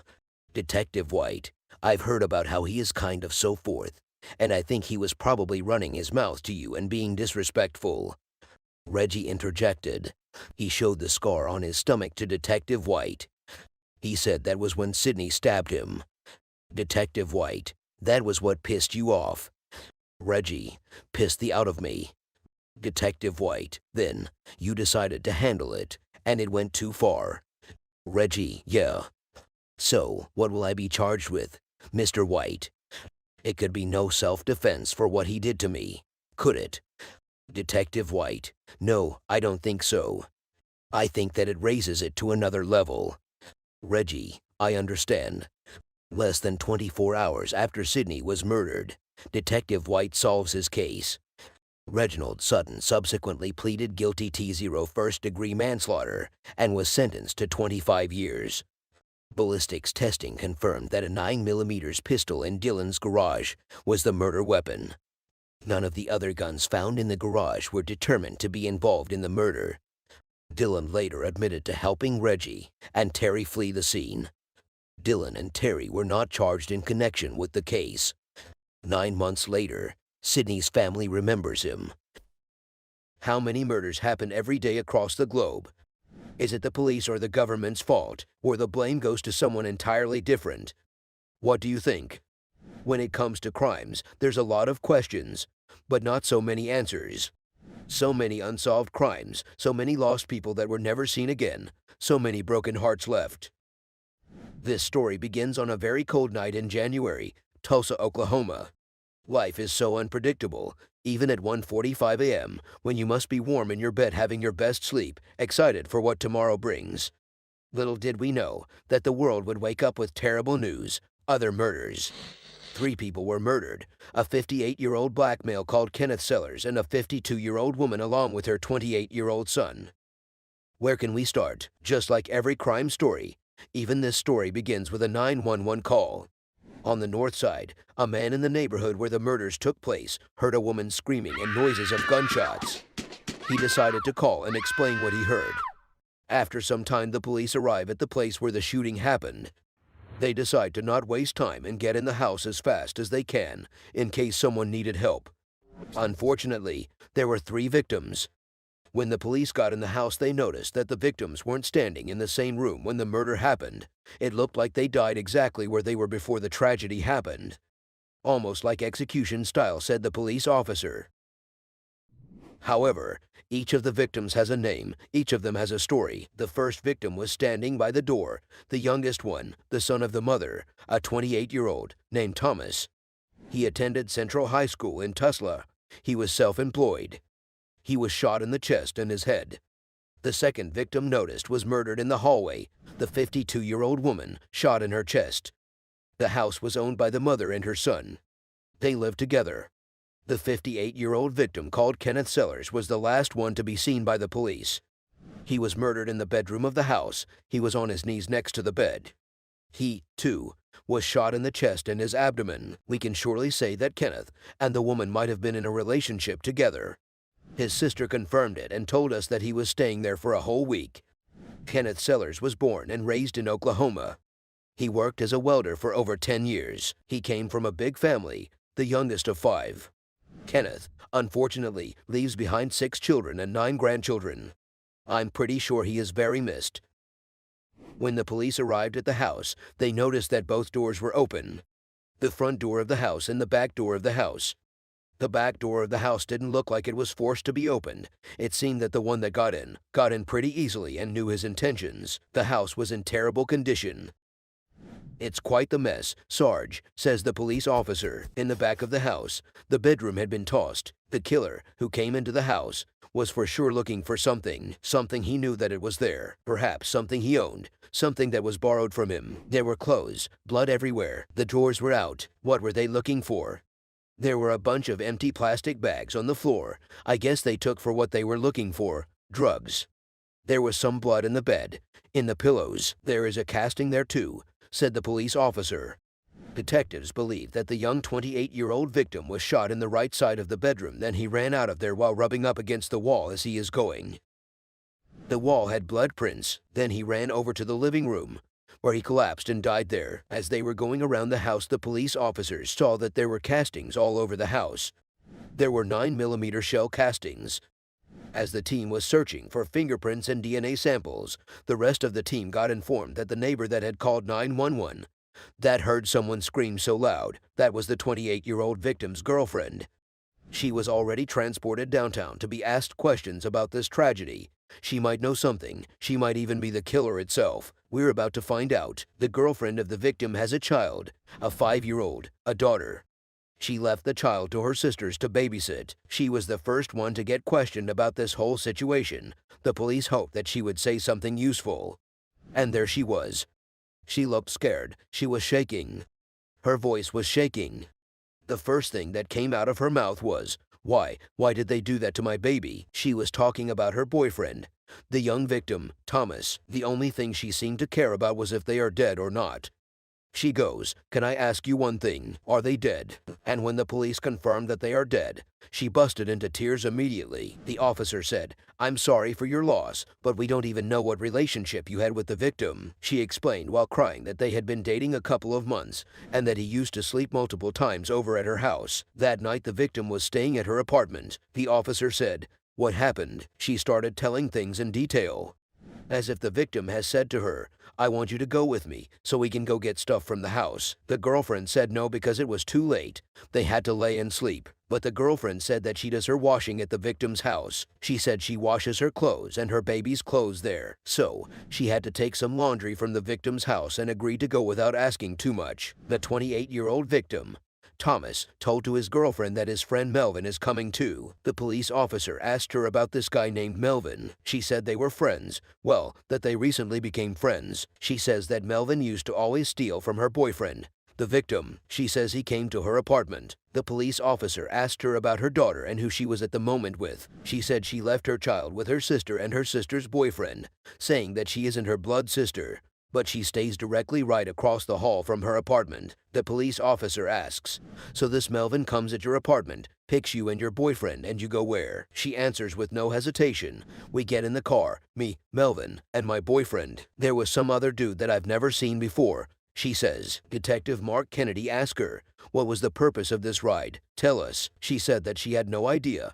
She didn't ask a question. She had to take some laundry and that's it. She says, "Sir, it was my only opportunity. I don't have a car." However, she continues with the story, "We arrived at the house. We go right around the corner to 29th, where the shooting happened. The first to get out of the car was my boyfriend. In the car, it was only me, Melvin, and the other unknown guy. The other guy that I didn't even know who it is, not even his name, left the car too." She says Melvin was in the front seat, and she was in the back seat. She says they were taking so long. All of a sudden, Melvin speaks on the phone with someone and says that he had to go and take his girlfriend. It sounded so fishy, like something bad would happen. She didn't believe it. She said to Melvin that they should wait for the others. He started the car, but I insisted and said no. She started screaming and saying, "No, take me back to go and take my man. What are you doing? Why would you leave them?" He wasn't even responding. He just drove to the corner of the street and came back. At this moment she knew something bad is gonna happen. Or at least something bad just happened, but she didn't know yet. She said that it wasn't even a minute, that they just looped. And we go back at the front of the house. I go in the house and see that. She says, boom, he goes off and I see that I walk in the house to that. By that meaning she saw what happened. Officer goes, "So, who is the killer?" She goes, "The man that went out of the car." But she had no clue who that was. The only things that she said were, he had a black hoodie, he was brown-skinned, Melvin knows him. The police ask her about Melvin. Who is he? How old is he? And much more. She tells that Melvin is between 2 to 6-year-old. He stays in Gilcrease Hills with his dad. She says that she doesn't know Melvin's last name. This information was so good for the police and for the family's victims that deserve to know who is the killer if the girlfriend is being completely honest. Detective Diana Bauman decided to search for a man named Melvin in Gilcrease, a man in his 22nd that is living in the Gilcrease Hills neighborhood. Luckily, they did find a possible match, a photo so they can show it to her and see if Melvin is the one that we're looking for, the possible killer. He is Melvin Porter. The detective shows to the girl a picture of Melvin and asks her, "Who's that?" And she immediately recognizes him. She says that he is the one that she is talking about. The investigators ask her, "Let's go back to the beginning. Tell us the previous story that Melvin and the victim had." She says that probably a week and a half ago, the victim, her boyfriend, gave Melvin $300 to buy him a gun, a 9mm handgun. But Melvin never gave him the gun. He kept the gun for himself, and this is why they had fallen out. She believes that everything started because of this argument between Melvin and the victim. Everything about the gun. So, when did they make up? They asked her. They had made up and become friends on the same day that the victim was shot to death. She said because apparently, Melvin gave back everything he owned to the 28-year-old victim. The investigators asked her if her boyfriend sold drugs. She told the police that the victim used to sell drugs. "I know he previously has. He just did 17 months for that," she says. They asked her about what kind of drugs he sold. Marijuana, cocaine, but she didn't know. As Detective Mark Kennedy was talking with the girlfriend's victim, some of the police officers also went to her house to check out her child, only to find out that she had left her child alone in her house and lied about it. Her daughter is only 5-year-old. How can you leave a child alone at home with everything that's going around the world? Since she lied about this, what about other stuff? Can we trust her? Is there more to the story? Detective Mark Kennedy asked her about his daughter, and she admitted to leaving her child at home but insisted that everything she said was true and she could be trusted. She felt sorry for leaving her daughter alone in the apartment. The Petrel went into searching for the 25 Melvin Porter in Gilcrease Hills, hoping that his story is gonna match with the girl's story. This was a brutal crime that 3 people died from it. I want to know who did it, says Detective Mark Kennedy. 3 hours later, patrol radio hits with the news that they found him and arrested him for drug trafficking. He had drugs, meth, he had 37 grams on him. It was time to hear Melvin's story. Detective Mark Kennedy introduces himself to Melvin and starts asking him questions. Melvin seemed so chill, not nervous at all, saying that he had nothing to do with the triple homicide and that he hadn't been there that night, only some hours before, but not when they were shot to death.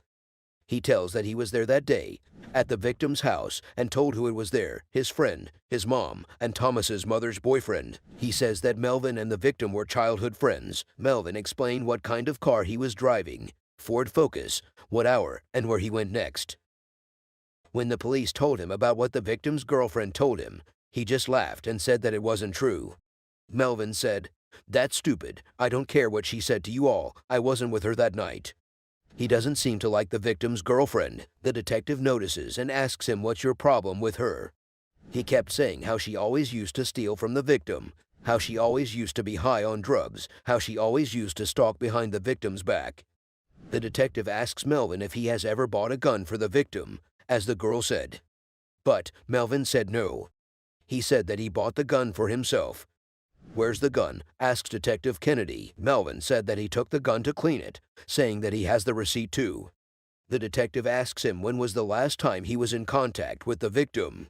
He says that it was that day of the death of the victim and that he called him asking for drugs, for some weed. "But that didn't happen. What about the meth you had today with you?" asks Kennedy. "Did you take that from him?" "No," says Melvin. The police don't know what to believe anymore and time was running fast. Detective Mark Kennedy asks for evidence for a surveillance video of the victim's girlfriend's apartment. He might find a video of the entrance of her apartment. But then Detective Bauman goes through Melvin's phone and finds some very helpful texts. They discover a text that he shared with the 28-year-old victim, saying, "Bro, what's taking so long?" Does that mean that the girlfriend's victim was right? Melvin was there waiting in the car that night right outside the victim's house. The detective asks Melvin about this text and he says that he meant it for today. That they talked about finding him drugs but it didn't happen. Melvin still gives nothing. No clues. The girlfriend's victim gets arrested for child neglect. Melvin gets arrested for drug trafficking. But there's still a third person that we don't know who he is and what he did yet. Maybe he is the answer to all this messy big puzzle. They decided once again to look closer to Melvin's texts. Nowadays you can find a lot about a person through his phone. CPL Nathan Schilling discovered that Melvin texted someone that day before midnight saying, "Need a gun," hours before the murder happened. We're getting closer to finding out, I think. The same person that Melvin texted, that person texted back hours after the murder time saying, "I need some clean clothes, bro." His name was Christopher President. This person got some explaining to do. It seemed like he is the shooter. Investigators do their work, and they find a pic of Christopher President. Some information. Christopher President, a 27-year-old black man, was charged with a lot of stuff, burglary, drug possession, and much more. A father, has a son, a wife, a family. The investigation in Melvin's phone continues. They find that after the shooting, that night, Melvin has searched on Google about news about this case and downloaded a police scanner app. Melvin has been lying all this time, meaning that he is guilty of something. Is Christopher President the shooter, and Melvin's just a getaway ride? Getaway of a cold, brutal murder. All of this progress was made within just 48 hours. 2 days later, the videos of the girlfriend's victim's entrance apartment were sent to the office. Melvin said he never came to the girlfriend's house, so let's see the truth. And there it was, Melvin's car, a Ford Focus, just like he said, matching the same time frame. The girlfriend's victim was right all this time. Melvin was at her house, picking up both the girlfriend and the victim, then driving to the house where the shooting made place. The video was clear. Melvin wasn't who he said he was. 1 month into the investigation, the officers decide that they have enough proofs to charge Melvin for murder.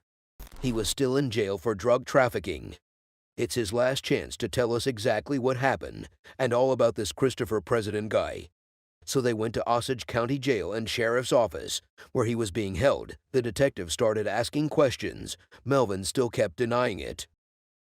Nearly 3 weeks later, Margaret Hayne Bell, Tulsa PD, discovered by locating the locations of both Melvin and Christopher's phones around that same time when the murder took place and found out that these two were together that night at the victims' locations. 1 month into the investigation, and they decide that it is enough evidence and decide to arrest Melvin. Now it was time for that detective Mark Kennedy to collect the DNA of fingerprints and the samples of the crime scene and see if it would match with our wanted Christopher President. After 2 weeks of searching for Christopher, the gang unit found him at his mother's house, arrested him for an unrelated outstanding warrant. The detective started to ask him questions, and after that, he would serve Christopher with his DNA buccal swab. He seemed nervous. They asked him about that the night of January 16th. He said that he has known about this case since his friend was arrested. His friend is Melvin. He knew the 28-year-old victim too, saying that he was friends with him too, that he was been at his house several weeks before he got shot to death. When asked if he was with Melvin that night, Christopher said no. He said that on the 15th of January, hours before the murder, his girlfriend gave birth to a boy. He was at the hospital. Melvin called just to say congrats to him, so Christopher asked for some drugs, pills, or something from Melvin since he got anxious about the fact that he became a father. He couldn't sleep. It helps with my anxiety, he says. So they went to a bar. They went to a bar near his mother's house, near the victim's house. After the bar, Melvin drove him back to the spittle, by his car, a Ford Focus. The detective asks about where he spent the rest of the night, and he says at the hospital. But his phone tells a different story. Christopher is making up a whole other story, so the investigator tells him the GPA coordinates, everything, and that night he was near the victim's house. The detective decides to call the lab and make the case even stronger.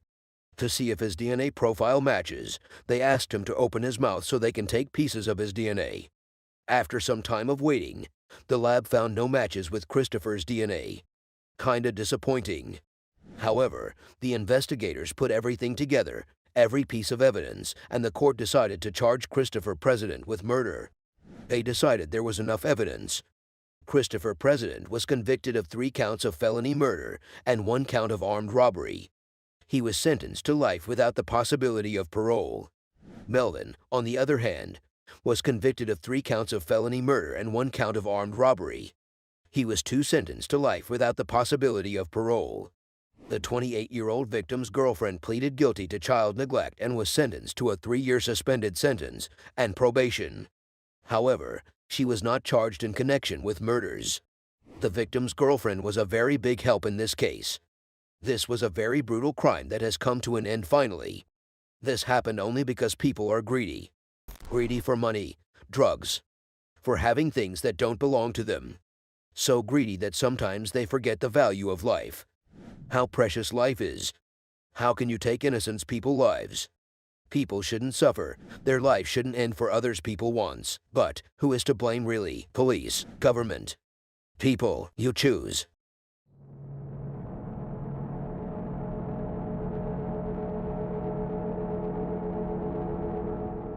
At exactly 9 a.m. in Tulsa, Oklahoma, a caller called 911 to report an emergency. When the 911 operator answered the call, he asked the caller if she needed police, fire, or medical. The caller said he needs police and probably medical. The operator asked the caller for his address. The caller said it's behind a field 129th of McDonald's and Admiral. The operator asked the caller what was going on. The caller said a kid lying in the middle of a dirt road. He said the victim is a teenager and he is lying face down. The 911 operator asked the caller if the teenager is moving or breathing. The caller said he is not not moving and breathing. He said he thinks the teenager is dead. Detective Chase Calhoun, Detective Jason, and other team members headed to Tulsa. Detective Chase told his team members in the car that they received a call from an unknown person. He said the caller stated that they found a body next to a dirt road in the woods. Detective Jason said it's Detective Chase's first case, and he has to prove to them why they chose and initiated him.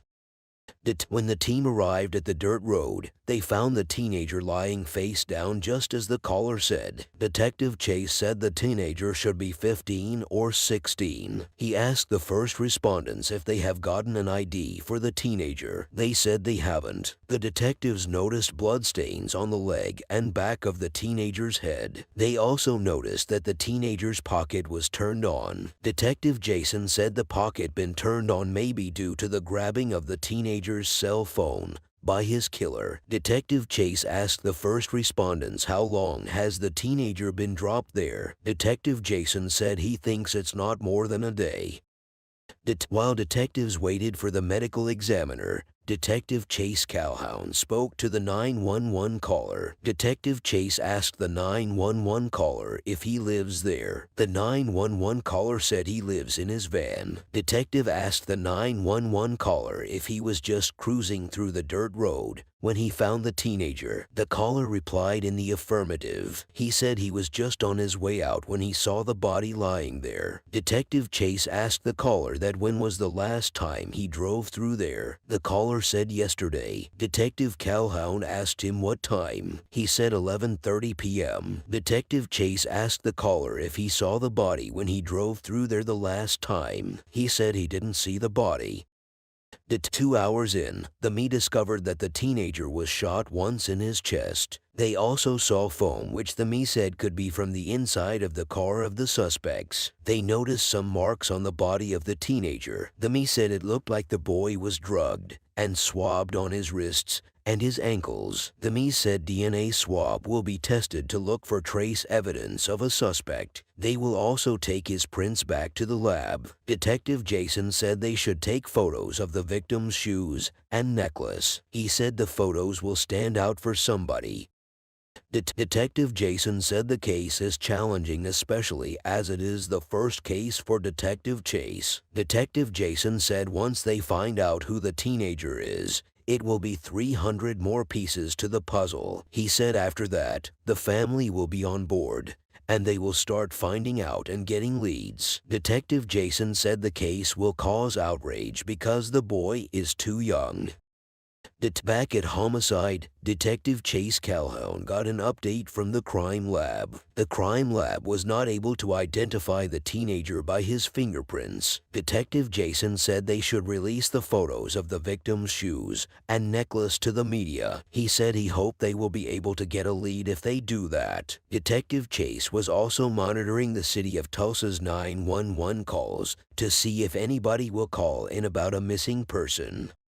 The photos released by the team lead to a broadcast. An hour after the broadcast, a woman called in. She said her fiancé's little brother, 16 years old Darren Wilson, has been missing since last night. Sergeant Walker, who was the detective that answered the woman's call, asked her if the victim had a Facebook page. The woman said the victim had a Facebook page in his name. When detectives searched for the victim on Facebook, they found a picture that was consistent with his eyebrows, hair, height, and weight. Detective Jason said the picture they pulled out of Facebook has to be the victim. After the search, Sergeant Walker reached out back to Darren Wilson's family. Sergeant Walker asked the victim's family if there is anyone that can identify the victim from a picture. The family members said Darren's loved ones are gathered at his mother's house. Sergeant Walker said they will be on their way to the victim's mother's house. After a few minutes, the team led by Detective Calhoun arrives at the house of the victim's mother. Detective Calhoun met Darren's sister-in-law, Lajani Wilson, and showed her the photo of the victim. Immediately she saw the picture, she started crying. She told Detective Chase that the person in the photo is Darren Wilson. Detective Chase consoled her and other family members. He said he knew what they have been going through since the victim was declared missing. The 16 years old Darren Wilson is known to friends and family as Dada, attended East Central High School, where he played football and competed in track and field. He had hopes of going to college and playing Division I football. Darren left behind his parents and 3 siblings. Detective Chase asked Darren's sister-in-law if Darren's mom is there. She showed Detective Chase Darren's mother. Detective Chase told Darren's mother that her son was shot. He said her son was found in a field. Darren's mother asked Detective Chase if he think Darren was dropped off in the field. Detective Chase said that is what he knows. Detective Jason approached Darren's mom where she was standing and crying. He told her that they need the family. He said they need people who might have been hanging out with Darren last night. Darren's mother said he told her he was going to play basketball. Detective Jason asked her the time Darren left home to play basketball. She said it was around 5 the previous day. She said Darren told her that he was going to spend the night with his friend. And she said okay. She said Darren didn't mention the name of his friend. She said Darren only uses his phone to send Facebook messages through Wi-Fi. Darren's mother told the detectives that they have to find the people that killed her son. Detective Jason told her if there is any way to find those people, they will do it. Then, a family friend pulled detectives aside. Detective Chase asked the family friend if he knows whether Chase has been involved with bad people. He said he doesn't know. Detective Chase asked him if he knows what Chase has been up to lately. He said he just know that Darren does a lot of trading with shoes. He said Darren has been selling sneakers to make money. He said he dropped Darren a month ago. He said Darren went out of the car, traded shoes, and he got back in. He said he doesn't know whether Darren was involved in anything bad. Detective Jason told his team members that it is obvious that there are a lot of people that love Darren. He said when you meet someone's loved one who just lost their child, it's a tragedy. He said it can instill extra motivation to want to solve it. The team entered their car and headed to homicide headquarters. While they were driving, Detective Chase said the family wasn't able to get a whole lot of information. He said he wondered how Darren was getting the shoes they said he was selling. When they got back to homicide, Detective Chase told the team members that he hopes they will be able to get some of the victims' information about some possible motives as to why somebody would want to kill him the next day. He told the team that at the end of the first day, they don't have evidence and video surveillance or witnesses. He said he believes that the case is not a sprint but a marathon. He said eventually they will get to the finish line.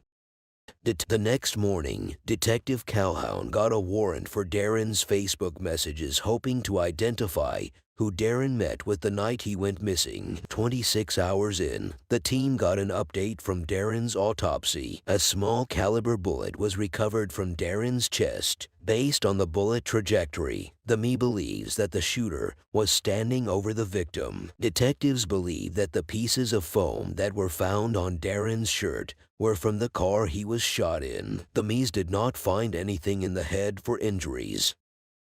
Then, the team got a recorded tip from the Crime Stoppers hotline. The voice in the recording said he has information on Darren. He said he thinks Darren was set up. He said, "Just message me." After the team listened to the recording, Detective Calhoun sent a text to the tipster, and he immediately hears back. The tipster sent a message to Detective Chasing informing him that he can talk. The tipster said he was going to meet Detective Calhoun at the strip mall.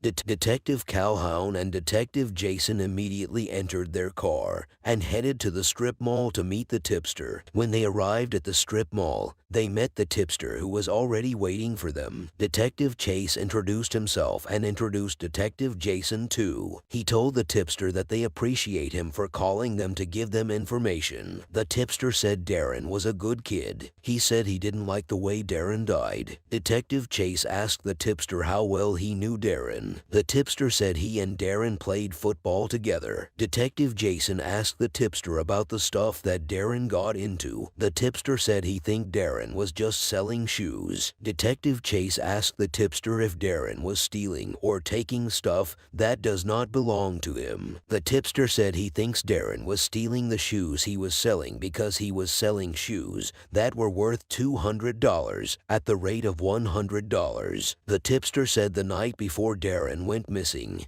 he met with Darren to buy sneakers. He said after he left Darren, he went to meet a mutual friend. He said he told his friend that he got the shoes that were with him for $100. He said his friend asked him whether he got the shoes from Darren because Darren just sent him a picture of that shoe for $100. He said Darren had a plan for the $100. He said Darren wanted to buy a small gun the next day. Detective Chase asked the tipster if Darren was going to buy the gun from his mutual friend. The tipster replied in the affirmative. He said the next day he found out that Darren was dead. Detective Chase asked the tipster if he knew whether Darren met with his friend. The tipster said he doesn't know. The tipster said once he saw the description of how Darren died, he knew it was sketchy. He said he knew his friend did something with Darren. He said after he heard of Darren's death, he tried contacting his friend, but it was his mom that picked up. He said the mom told him that his friend is not there. The tipster said he thinks Darren was set up when he was trying to buy a gun. Detective Chase appreciated the tipster and told him to give him a call if he has any information.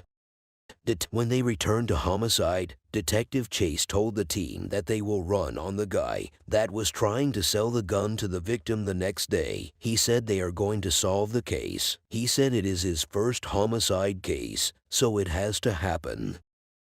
In the first 48 hours, Detective Chase Calhoun identified a body that was found dumped in a field as 16 years old Darren Wilson, and learned from a tipster that on the night Darren went missing, he was trying to buy a gun. Now, Detective Chase Calhoun needs to track down the young man who was going to sell the gun to Darren. 3 days in, Detective Calhoun looks up the tipster's friend and found a phone number for his mother. Detective Calhoun reached out to the mother of the tipster's friend. He told her his name and his place of work. He told her that he called about her son because he wants to talk to him. She said she hasn't seen her son since the night that Darren went missing. She said she didn't know he was gone until the next morning because he had put something in his bed to make it seem like he was there. Detective Chase asked of his cell phone. The mother said they had just taken his cell phone. She said she hasn't had any communication with him. Detective Calhoun told the mother that he is going to need her help. The mother agreed to call Detective Calhoun if she finds her son.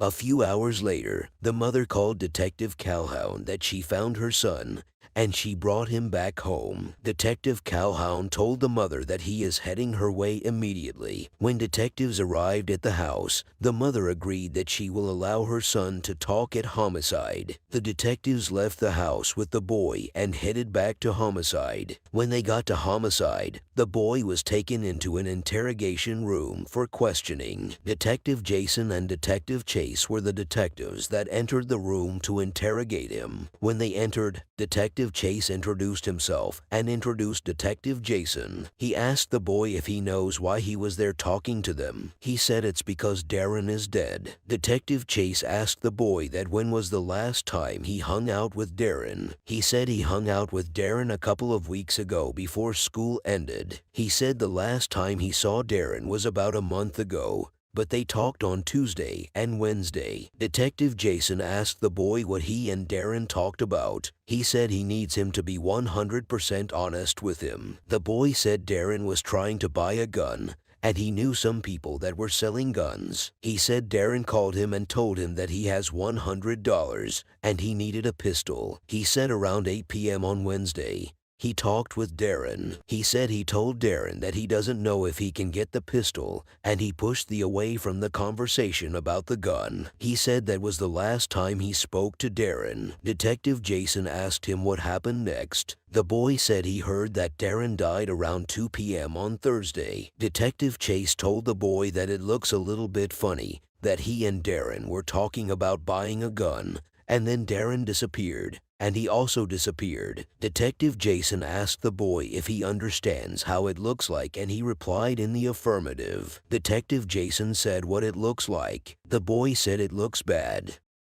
Detective Chase told the boy that they need to figure out what happened that night. The boy said what happened that night was that he never talked to Chase again. Detective Chase asked the boy where he went to when he left his mom's house that night. He said he went over to sleep at a friend's house. Detective Chase asked for the phone number of the friend, and he gave him. Immediately, detectives collected the phone number. They stepped out of the interrogation room. Detective Calhoun called the friend to check the story of the boy. Detective Calhoun asked the friend if the boy was there overnight. The friend said that the boy was there overnight. Detective Chase and Detective Jason returned to the interrogation room. After fact-checking his claim that he was at his friend's house throughout the night, Detective Chase asked him if he was familiar with DNA. He said he is familiar with it. Detective Chase said what he can do now is that he will take a buccal swab from the boy. He asked the boy if he is cool with it. He said he is cool with it. Detective Chase told the boy to open his mouth. When the boy opened his mouth, he collected the swab he needed for the DNA test. After Detective Chase took the swab, he asked the boy why Darren needed a pistol. He said he doesn't know. Detective Chase asked him if Darren had a beef with someone. He said Darren doesn't have because Darren was just one of the laid-back people. He said Darren was an outgoing type, so he had a lot of friends. He said Darren just wanted money. Detective Chase asked the boy where Darren was getting money for all the shoes he was selling. He said he doesn't know. Detective Chase asked if he knows whether Darren was hitting licks on people. He said he thinks Darren usually hit a house that has no occupant. Detective Chase asked if it was like breaking into a house, and the boy said yes. As day 3 continues, one of Darren's family members called detectives with a potential lead. He said words on the street were that Darren reached out to a second man looking to buy a gun. He said Darren met with the guy the night before he died. Corporal Nathan Schillings followed up on the lead. He got to know that the suspect is wanted in a shooting. He got to know that police had stopped a suspect couple of months ago after his warrant came out, but he ran from the police, and he has been on the run since then. Detective Calhoun called the warrant squad to try and bring the man in on his unrelated warrant. 12 more days went by with no sign of the second man that Darren tried to buy a gun from. Detective Calhoun was in his office when he got a call from the crime lab. The crime lab told Detective Calhoun that DNA from an unknown male was found on Darren's ankle, but it doesn't match the DNA of the first young man that Darren tried to buy a gun from. 15 days into the investigation and desperate for leads, an inmate from a neighboring city jail claiming to have information about the murder reached out to Detective Calhoun. The inmate claimed that the second man that Darren wanted to buy a gun from asked his father to hide a pistol for him. The inmate claimed that the potential suspect left the gun at a motel where his father stays. She said the gun could be related to the murder. Detective Calhoun hopes that they can put pressure on the father to tell them where his son is.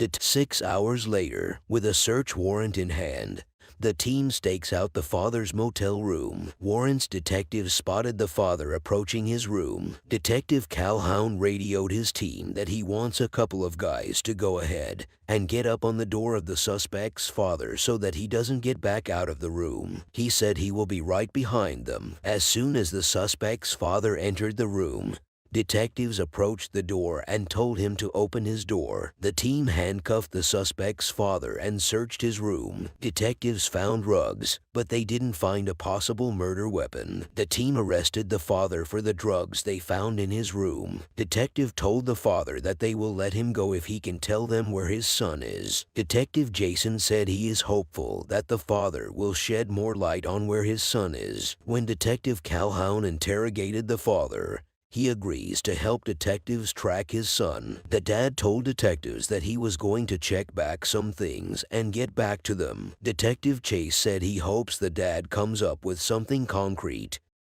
3 days after detectives spoke with the father, He gave them a location for his son. The detective met his son at the location, and they brought him in on his outstanding warrants. Detective Calhoun entered the investigation room where the boy was being held, and he introduced himself to By. Detective Calhoun noticed that the boy was crying, and he asked him why he was crying. Detective Chase told the boy that the reason why he wants to talk to him is about Darren. Detective Chase asked the boy if he was with Darren the night he died. He said he wasn't with him because he hasn't seen him for over a month. He said Darren was like a blood brother to him. He said he is the last person that will try to hurt him. Detective Chase asked the boy if there is any reason why his DNA will be on Darren's body. He said no. Detective Chase asked him if he will be willing to give him a swab. He said he is ready to give Detective Chase everything he needs right now. Detective Chase asked him if he knew the person that killed Darren. He said he doesn't know. He said all H was ready to tell Detective Chase all he knew about Darren. He said he learned about Darren's murder the day his body was discovered. He said that his girlfriend tried contacting him through Facebook the night before he was murdered. He said he looked at his Facebook and he saw Darren's message asking him if he knows where he can get any tools at the rate of $150. Detective Chase asked the boy about his Facebook page. He said he will give Detective Chase his password if he wants to access his Facebook. Detective Chase asked the boy that he heard that Darren has been hitting licks lately. He said that was how Darren got the shoes he sells. He said that was what he knew about him. Detective Chase told the boy to open his mouth so that he can get his swab. After collecting the swab, Detective Chase told him that he is going to jail that night because of all the warrants. He said he knew. Detective Chase left the room and took the swab to the medical lab. The second man's DNA was compared to the sample that was found on Darren's ankle, but it didn't match. Finally, 13 months into the investigation, Tulsa PD brought someone in who claimed that they heard information about Darren's murder. When he was brought to homicide, Detective Jason and Detective Calhoun went to the room where he was kept to interrogate the witness. When they entered, Detective Calhoun introduced himself and introduced Detective Jason. Detective Calhoun asked the witness that he heard that he said he had information about a homicide that happened a year ago. The witness said they heard a man admitting to picking Darren up. He said Darren and the man were in the back seat of the vehicle when the man shot Darren. Detective Jason asked the witness what the suspect did with Darren. The witness said they heard the suspect and his friends dump Darren in an area that matches up with where Darren was found. Detective Calhoun asked for the suspect's name. The witness gave Detective Calhoun the suspect's first name and Facebook profile. Detective Calhoun left the interrogation room to look up the suspect in the database. According to their records, the suspect was recently arrested with a small caliber gun. A detective said that could be the murder weapon. The suspect was released from custody, but his gun was still in police evidence. Detective Chase said he has to follow up with the crime lab for some testing on the firearm to see if they can get a ballistic match. He said if it matches, then, based on the story that they were given, it will be enough evidence to get an arrest warrant issued for the potential suspect. 2 months later, the gun did not match the murder weapon. Detective Calhoun will put out a bolo for the suspect with a warrant to collect his DNA. Then, nearly 2 years after Darren's murder, Detective Calhoun was out working on another case when he got a call from patrol. The suspect finally turned up when the patrol pulled him for a traffic violation. Detective Chase headed to where the patrol team detained the suspect. When he got there, the suspect was sitting in the back seat of the patrol team's car. Detective Chase knocked on the mirror of the car and told the suspect to come down. Detective Chase showed the suspect a search warrant for his DNA. Detective Chase told the suspect to open his mouth, and he collected the swab he needed. After collecting the swab, Detective Chase asked the suspect if he was interested in going downtown to talk to him about a homicide. He said he wasn't interested. Detective Chase said he will probably be seeing him soon. He told him to take care of himself, and he entered his car and drove off. 2 days later, Detective Calhoun got a word from the lab. They told him that the suspect's DNA did not match the DNA that was found on Darren's ankle. Detective Calhoun said he is disappointed. He said it doesn't mean that the suspect was not the killer, but he needs to reassess the case and look at what they got. Detective Calhoun worked the case for 2 more solid years without any leads. The case remained unsolved. Detective Calhoun said he wants the public to know the case is still an active investigation. He urged anyone that has information to call the tip line. Nearly 4 years after Darren was killed, his family still hopes someone knows something that will help detectives solve the case. 3:03 a.m. in Tulsa, Oklahoma, a security guard calls 911. The 911 operator asked if the caller needs police, fire, or medical assistance. The caller replied by saying he needs the assistance of the police. The caller said his lead is out there right now. He said he just found a body out in the parking lot. When patrol arrived, they found a woman's dead body wrapped in a blanket. The team hopes to identify the victim through her fingerprint. While the investigation was being carried out on the crime scene, Detective Reggie discovered a camera in a house close to the crime scene that could give them a lead. He and the other detective decided to visit the house to see if they could get footage. After collecting the footage, they headed back to homicide for investigation. While watching the video footage, they discovered that 14 minutes before the security guard called 911, a white car parked where the victim was dumped. Just outside Mobile in Alabama, policemen got a report of a man shot outside his house. A caller who called 911 said the victim was shot in the yard. He said it was life-threatening. Before policemen arrived at the scene, family members rushed the victim to the hospital. The victim was taken to Health University Hospital. 37 years old Joe Dickerson, a car enthusiast who wished to take over his father's garage, is the victim. He was survived by 9 children. Joe was shot once in the abdomen. When mobile detectives arrived at the scene, a witness came forward. The witness agreed to talk when he gets to homicide. The team left the scene of the crime for further investigation at homicide. As soon as they got to homicide, the witness was taken into the interrogation room for questioning. Detective Barnes entered the investigation room to question the witness. Detective Barnes told the witness to tell him what happened. The witness said he has only agreed to talk because the victim is his cousin, and he has a lot of children like him. The witness said he wasn't in the yard when the shooting happened. He said he was at the corner store coming down the street. He said he popped up into the house moments after the shooting. He said he saw the shooter running with a gun in his hand coming down the street. Detective Barnes asked the victim if he knows the shooter. The witness said he knows him very well. He said his name is Darian Fox. He said the shooter is popularly called Little D, and he just got out of prison. The witness said he can confirm that Darian Fox is the shooter because he saw a gun in his hand. He said he saw him clearly because it was daylight. Detective Barnes asked the witness the type of gun he saw in the hand of the shooter. He said it wasn't a Clint Eastwood gun. Detective Barnes asked if there was anyone in the house at the time of the shooting, but the witness said he does not know. The witness said the victim had told him that he and Darian Fox got into an argument. He gave detectives the name of another cousin who saw the victim and Darian arguing. The detectives asked him when that was. He said it was 20 to 30 minutes before he showed up. The detectives asked if he knows what led to their argument. He said Darian was mad because the victim was doing better than him. Detective Barnes asked who owns the house where the victim was shot. The witness said the house belonged to their grandmother. He said everybody stays there when they have nowhere to go. He said there were a couple of people he thinks were there at the time of the shooting, but they don't want to talk to the detectives.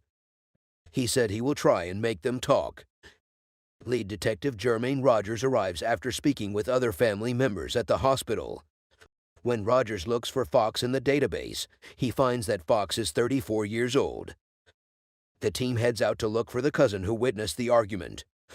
13 hours in, detectives track down the cousin at a store near the crime scene. He was taken into the interrogation room for questioning. Immediately, Detective Jermaine entered the investigation room. He asked him to talk about what he knows about the shooting. He said Little D was running his mouth. He said a few moments later, he heard someone calling his name. Detective Germain asked him where Little D was standing when he called his name. He said Little D was standing by the yard. Detective Rogers asked him what they were arguing about. He said they were arguing about a couple of dollars. He said Little D was saying his name like everybody that owes me will pay me what they owe me. He said he was just sitting somewhere. He said he left him and turned to the victim. Detective Germain asked what he was saying to Joe. He said he was telling Joe that he was going to kill him. He said he felt like he just doesn't like Joe because Joe did not owe him money. He said while Little D was arguing with Joe, he told him he was going to the 8th Street and he will be back. He said he probably went to get a pistol. The witness said he went to a store to get a soda. Little D had already dipped off before he came back. He said it was when he was coming out of the store that he heard a couple of shots.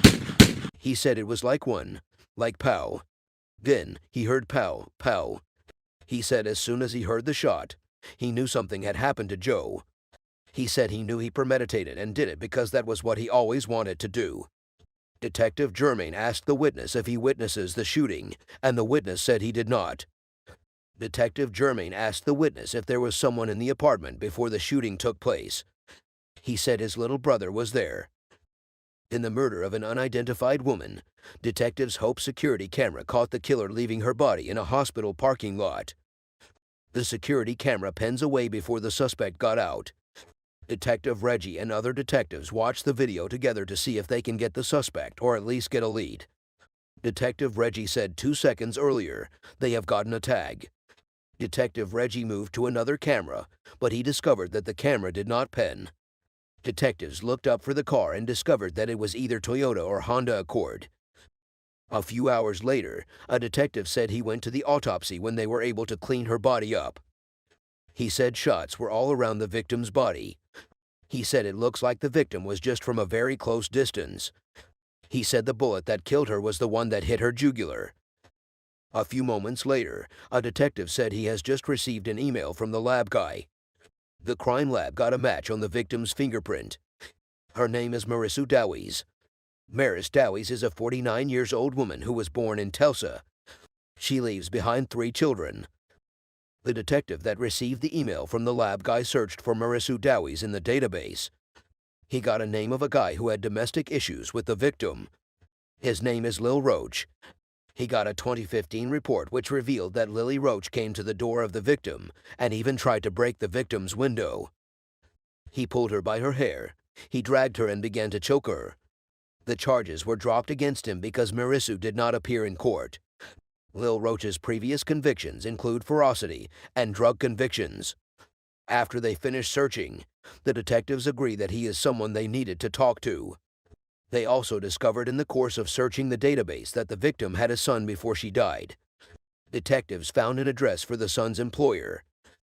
After some few minutes, the detectives headed up to find the son and the guy that had domestic issues with the victim in the past. Their first point of call is the address of the son's employer. The detectives arrived at the address in a few minutes and met the victim's son there. There is no easy way to say this, but your mom has been killed, a detective said to the son of the victim. The detective told him that his mother was shot this morning. The detective asked the young boy if his mother was dating or married to someone. The young boy said his mother is still married to his stepdad, but he knows they've had problems for years. The detectives asked the young boy the name of his stepdad, and he said his name was Eli Roach. The detectives asked the young boy where Eli was living presently. He told them Eli was living in his grandpa's old house. The detectives appreciated the young boy and left after he gave them the address of his grandpa's old house where he claimed Lil was leaving. The detectives immediately moved to the address to see what they could find. When they got there, they found out that it was a lonely place that seems like nobody was staying there. But they found bloodstains on some objects in the building which prompted the officers to approach a court for a search warrant so that they can search the entire building. The detectives returned to the building after they got a search warrant. This time they entered without hesitation. In the living room, detectives found blood, a single 3ED showcasing, and a pillowcase that had the same wrapping as the one the victim was wrapped in when she was shot. After some few minutes, a woman approached the detectives and said she used to date Roach. Detective, how long have you been dating Roach? She said she has been dating him for a year. Detective, what kind of car does he have? My car, a white Acura, she replied. The detective pulls up the video of the car seen in the surveillance video and asked her if that was her car. She replied in the affirmative. The detective asked how she would find Roach if she was to find him. He told her to think of some of the places Roach could be at that particular time. She told the detective that she does not know much of Roach's movement. She told him there was no way she could figure out where he would be at that particular moment. Last night on the phone, the family gave detectives an address of where to find the victim's close friend. It was reported that she was the last person that the victim was seen hanging out with. When detectives arrived at the apartment, they knocked and a woman answered. Detective, I am working on Mary's case and I know she was here the other night. Yes, she replied. She said it was the night before the last, and she left her apartment about 1:15 until 2 a.m. Back to the investigation of Joe Dickerson, detectives identified a possible suspect known as Ernesto Little D, who is Joe's cousin. Now, they need to find an eyewitness who was present at the scene. Joe's cousin, who has been speaking with detectives, told them they would probably get more information from his brother. Detectives asked him where they could find his brother. He said his brother would still be in the yard by the time detectives get back there. He said his brother might be hanging out in the family house while the shooting happened. Detectives left homicide and made their way back to the crime scene to see if they could meet the guy that might probably be there while the shooting happened. As detectives arrived, they found a possible eyewitness and he agreed to talk at homicide. He entered the car with the detectives and they all headed back to homicide. As soon as they arrive at homicide, the witness was taken to an investigation room for question. You know what we are here for? A detective asked.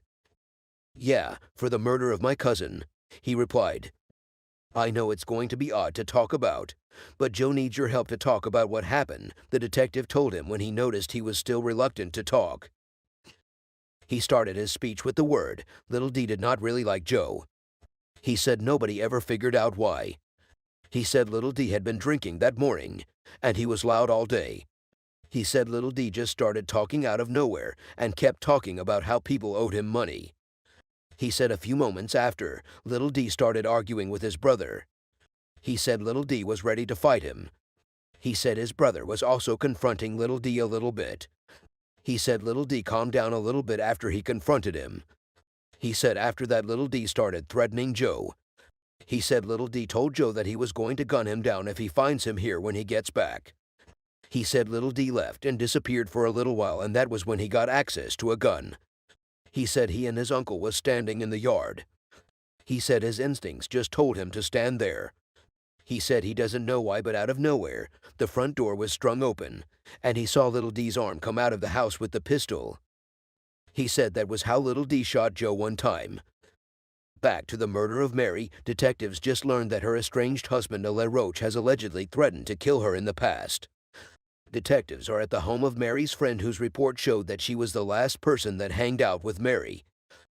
Detective, so, in the past when you heard him say I'm gonna kill you, did you hear him say that more than once or you heard him say that one time? A detective asked. Probably more than once, she replied. Detective, I appreciate you, take care of yourself. Okay, she replied. As the first 48 winds down, the developing story showed that documents revealed that Mary was shot inside her home and investigators believed her husband dragged her outside and dropped her body off. An arrest warrant has now been issued out for Ale Roach. In the first 48, Tulsa Homicide responded to the murder of Mary, who was found shot and dumped in a parking lot. Homicide learned that the victim has been allegedly assaulted in the past by her estranged husband, Ale Roach. Homicide detectives headed to their homes to search the apartment. When detectives searched their home, they found bloodstains all over the house and a .380 casing. But they were unable to find Ale Roach. Overnight, patrol officers found the white Acura near the suspect's sister's home. A detective said he spoke with the suspect's sister yesterday. He said his sister told him that he showed up yesterday and he claimed that he was sleeping outside. She said he was hungry and he needed water. She said she asked him what happened and he kept saying it was an accident. She said she told him that he needed to turn himself in for questioning so that detectives can do their job. She said he told her that he was never going to turn himself in. She said after some minutes, he took off walking through the Northwest. After searching for Roach for 6 weeks without any luck, the team gets a lead that Roach is hiding in an abandoned trailer in North Tulsa. Detectives immediately made their way to the facility to see if they would find Roach. On getting there, the team detected that there is someone inside the trailer. It is left to see if the person in the trailer is Roach. "Come outside of the door with your hands in the air," a detective said on loudspeaker. After some few minutes, "Time is up. You have to come out now or we are going to deploy paper balls into the trailer," the detective said through the loudspeaker again after they waited and no one came out. After some few seconds, Roach came out and handed himself over to the detectives. The detectives searched the trailer for the 380 but it was nowhere to be found. Detectives made their way back to homicide. Immediately they got to homicide, Roach was taken into the interrogation room for questioning. Detective Reggie and another detective went into the investigation room where Roach was been held. "Detective, honestly we are here because Mary has died. So, tell us what you know about that." "I know that she died," Roach replied. The detective asked him how it happened. He kept quiet for some seconds. After that, he said his gun just went off. Back to the murder of Joe Dickerson, Detective Jermaine Rogers has finally found an eyewitness that said Little D pulled the trigger. The witness, while narrating his side of the story, said after the first shot, they heard a couple of more shots. He said Joe was looking towards the street, therefore he didn't see it coming. He said Little D shot Joe for nothing either than for pure jealousy. As the last 5 hours of the first 48 hours slip away, the search for Little D kicks off. In the first 48, mobile homicide was responded to the murder of Joe Dickerson, who was shot in a family member's yard. Joe's little cousin Ernesto Dillion Fox, who is also known as Little D, had threatened to shoot him after an argument in the past. Detectives have interviewed 2 family members. One of the family members interviewed was present at the scene of the incident. Detectives have gotten a warrant for Joe's arrest. After 3 months, with no sign of Little D, he turns himself in. "Man, do you know what we are here to talk about?" a detective asked. "Yes, sir," Ernesto Fox replied. "Do you wish to talk to me right now?" the detective asked him again. "I don't wish to another any questions now," he replied. "I got this lawyer that you can call," the detective told Little D. "All right," Little D replied. Outro. Ernesto Fox was charged with murder and he is awaiting trial. Criminal charges are often dropped or reduced, and the suspect is presumed innocent until proven guilty by a court of competent jurisdiction. 2 years after Joe's death, family and friends gathered at his graveyard to celebrate his 48 years birthday. They dropped flowers at his gravesite in remembrance of him. Back to Tulsa murder of Mary, Detective Ronnie meets her estranged husband, Roach, to tell him how Mary ended up dead. Detective Ronnie: "How did it happen?" "It just went off," Roach replied. Detective Ronnie: "What type of gun was it?" Roach: "380. Detective Ronnie: "How did the gun just go off?" Roach said he kicked the table while he was arguing with the deceased, which made his gun go off. He said he was just a mad dog. He said everybody knows he and Mary argue all the time. Detective Ronnie: "So what happened after the gun went off?" He said firstly he knew she was shot. Then he realized she was not breathing. He said blood started coming out and she was kept on saying something that he couldn't put together. He said when she started losing a lot of blood, he quickly drove her to the hospital. Detective Ronnie: "What happened when you got to the hospital?" He said she was still feeling hurt. He said he went around the other side of the car and he took her out of the car.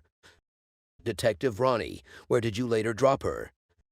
"Parking lot," Roach replied. Detective Ronnie appreciated Ronnie for turning himself in and talking to him, but he finds it difficult to believe that his gun went off because he kicked a table. Outro. Ellie Len Roach was charged with murder and he is awaiting trial.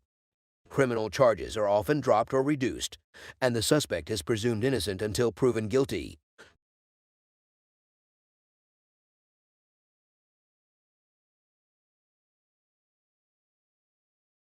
This story takes place in Atlanta, GA. Crime in Atlanta, Georgia has been a significant problem since the mid-20th century. Is it a safe place to visit or even live? How can you protect yourself and your loved ones? A 911 call is always a good idea, even though no one made a call this time. At 2 a.m., above the hill, a neighbor has heard noises of gunshots, and the police arrive and see a car in a very suspected place. The police immediately take a look at the vehicle.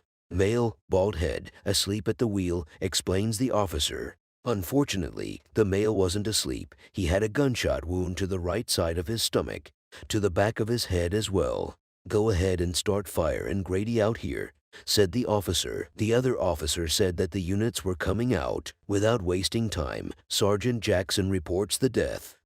Detective Andre Lowe was raised in this era. I've been to the church of this area, he says. So Detective Andre Lowe knows the people that live here and is familiar with this place. When he took the first close look at the victim, he immediately knew who that male was. Detective Andre Lowe worked with the victim before, when the victim worked as security. The victim was a 48-year-old white man called Mike. The victim was born and raised in Atlanta, and he was a well-known promoter in Atlanta's clubs. He leaves behind a wife and 5 children. As the police officers take a good look inside and outside the car, they notice 2 castings in the vehicle's backseat. Not only do they find castings, but there is also a lot of money there. The police officers take a lot of pictures to use for evidence. There were thousands of dollars. It kind of makes you wonder if this was a robbery or what, because that money was still in the vehicle, says Detective Andre Lowe. As mentioned before, a neighbor has heard the noises of the gunshots. Let's go and ask around the neighborhood, says the detective. Someone must know what happened. As they walked a block away, the detective and the police officers found 6 other castings. The police officers knocked on the neighbor's door and asked if they had heard anything. Then, the team found a witness around the shooting time but didn't call the police. The police officers decide to go and ask her some questions. This is Detective Andre Lowe. Can you tell me what happened tonight? He says. She says, I was talking to Mike, right there, in the corner of the street. I was trying to be one of the bottle service girls. Then, I saw these 2 guys. One went to the passenger side and put a gun to my side. The girl said they would kill her if she didn't leave. She says that Mike, the victim, said that he has no money. Then they started shooting. She said that she immediately ran. She was scared. Did you see how the other 2 guys looked? Says the detective. No. All I saw was that they were all in black. They had on hoodies, says the girl. Okay, says the detective. The police officers and the detective are happy that they found her. However, they got doubts too. Why didn't she call the police? Now or later, they still have some other good questions that she has to answer. 6 hours in, Detective Lowe meets with Mike's family, the victim's family. The medical examiner notified the family about the murder. Detective Lowe says that he is sorry for the loss, and he explained how the murder went and told them that he knew Mike. We're just trying to figure the motive, as he says. Did you all know if he had trouble with anyone? Asks the detective. No, nothing of that nature, the family's victims replied. They say that Mike was a good man, a father of 5 kids. The family of the victim was heartbroken and in need of an answer. What happened that night? Who was responsible? Detective Lowe says that he will do his best to find out the truth. Some hours went by, and Detective Lowe got a text. The girl, the witness, texted him, saying that she had told him everything that night. There is one thing she didn't point to the detective, and it was that Mike had texted her that night of his death. The girl needed some money, and Mike wanted to help her. She told him she wanted to work as the bottle girls at a club. Mike said they needed to meet face to face to talk about it. She said yes. After seeing those texts, the detective discussed them with the police officers. So, it was Mike's money. Why didn't she call 911? They think that this girl might have trapped Mike. She might be at fault in this murder case. While the police were doing their job, the victim's family held a goodbye ceremony where the murder took place. They lit up candles and asked for justice, as they should. As time slips away, Detective Lowe still needed answers. A week later, the witness, the girl, decides to show up and answer some questions finally. Let's start from the beginning, said Detective Lowe. She says, I texted him, and I asked if he could help me make some money. I wanted to be a bottle girl, and he was like, yeah, sure. He asked me how much I needed, and I said $1,000, and he said okay. Mike wanted to meet up the very next day. Is there anyone else that knew about you meeting up with Mike? Asks the detective. Yes, the only person who knew was Damel because I told him, she says. She says that she told Damel when Mike was on his way to meet her. When was the last time you talked to Damel? The detective asked. She says that the last time she talked to Damel was right after the shooting. I called Damel and told him that my friend just got shot, she says. Detective Lowe asked why she didn't call the police. The girl said that she was scared. I didn't know what to do, she said. Has Damel something to do with this? Asked Detective Lowe. No, I don't think he does, she says. Is there anything that you're leaving out, forgetting? Asks the detective. Earlier that day, we went looking for guns, she said. The detective was confused and asked who she was with. She continues, it was me, Daniel, and 2 other guys. His friends. She doesn't know their names, but they bought 2 guns. I took my ID because Damel said so. They bought the guns under my name, she says. They knew Mike was coming to get the girl. They knew that he had $1,000. The moment the police officers think that the girl had something to do with the murder, she says something. I don't want anything to happen to my family, she says. She said that he said he would kill her and her mother. The detective said that it's our job to get somebody out of the streets that don't belong on the streets. Who killed this boy? They asked her directly. The girl asked them if she could start over, and they said yes. The girl said, I looked at their faces. The 2 other guys, I don't know their names, but I know that they were with Damel. The victim says that the shooters were Damel's 2 friends who bought the guns under her name. They asked her how the person looked, which put the gun to her side. If she doesn't know their names and who they are, she can tell us how they looked. It's the least she can do. She continues to describe the guy. He had dreads, medium height. The detective asks her if Damel and his friends knew if Mike had any money. She said yes. Where do Damel work? Asks the detective. She said that Damel works somewhere in Pennsylvania. So, Damel doesn't live here. He is in and out of here. Detective Lowe says, hold on, and goes to search to find pieces of information about Damel. He goes on the computer and writes his name and where he lives. Detective Lowe finds a photo that matches the data. Damel Roberts is only 21-year-old. He has a prior conviction for auto theft. He's got a P.O. box. Detective Lowe says they should take the photo and show it to the girl if he is the one we're looking for. That's what they did. Do you know who this is? Asks Detective Lowe while showing the photo to her. She says, that's Damel. The detective asks if Damel went back to Pennsylvania. The girl says that she doesn't know where he is now and hasn't heard from him. Detective Lowe asks her for a phone number or any social media of Damel. The girl says that she can access Damel's recent calls because they share a phone plan. The detectives ask for more. They want to know who the other 2 guys are so that they can take them off the streets. But she keeps saying that the first time she has ever seen those 2 guys was that day. She says that she thinks they live in Pennsylvania. The police officers want to get these guys off the streets before they go and hurt somebody else. Detective Lowe thinks that Damel was the driver, and the other 2 boys were the shooters.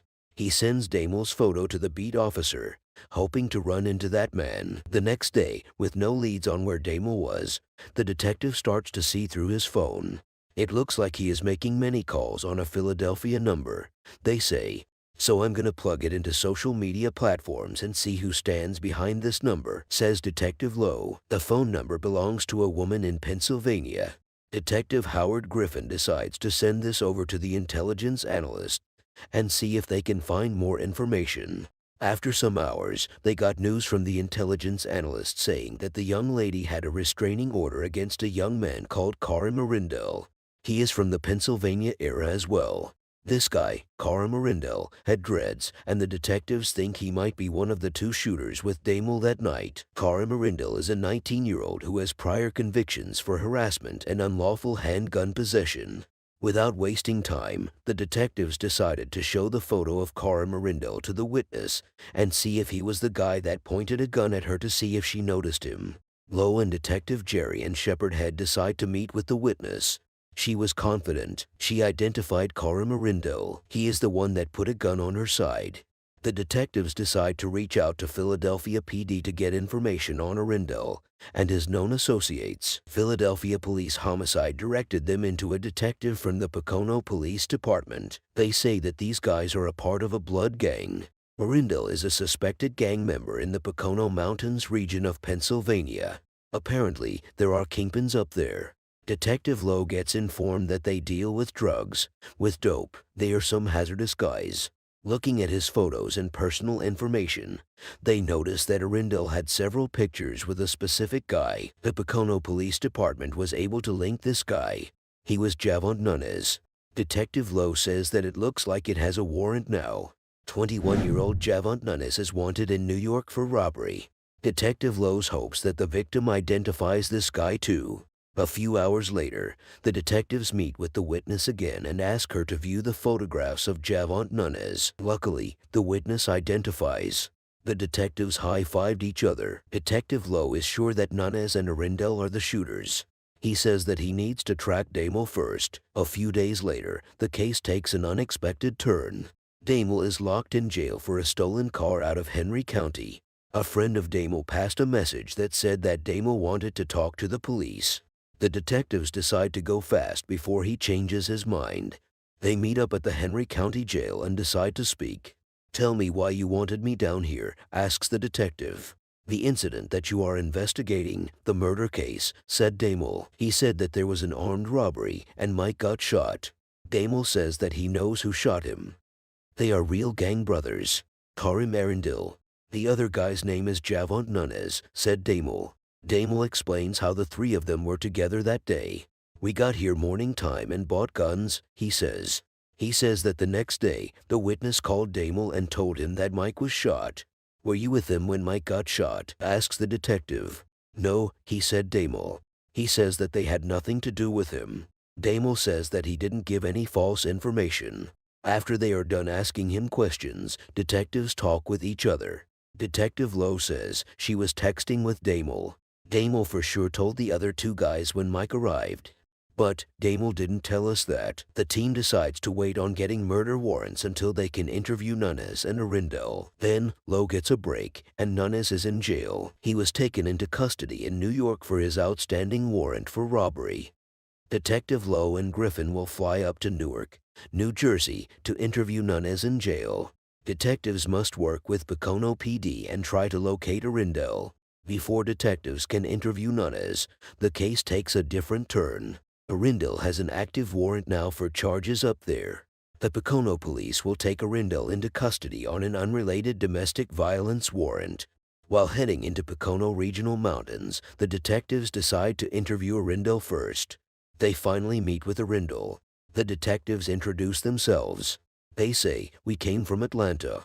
There was a shooting and a victim. Do you know who Damel Roberts is?" "I kind of know him," says Arindel. The detectives tell him that they know that Damel came down to Atlanta from the Poconos, with a group of people too. "One of them was actually you, Arindel," the detective said. Arindel looked surprised. Arindel admits that he drove to Atlanta with Damel and Nunes.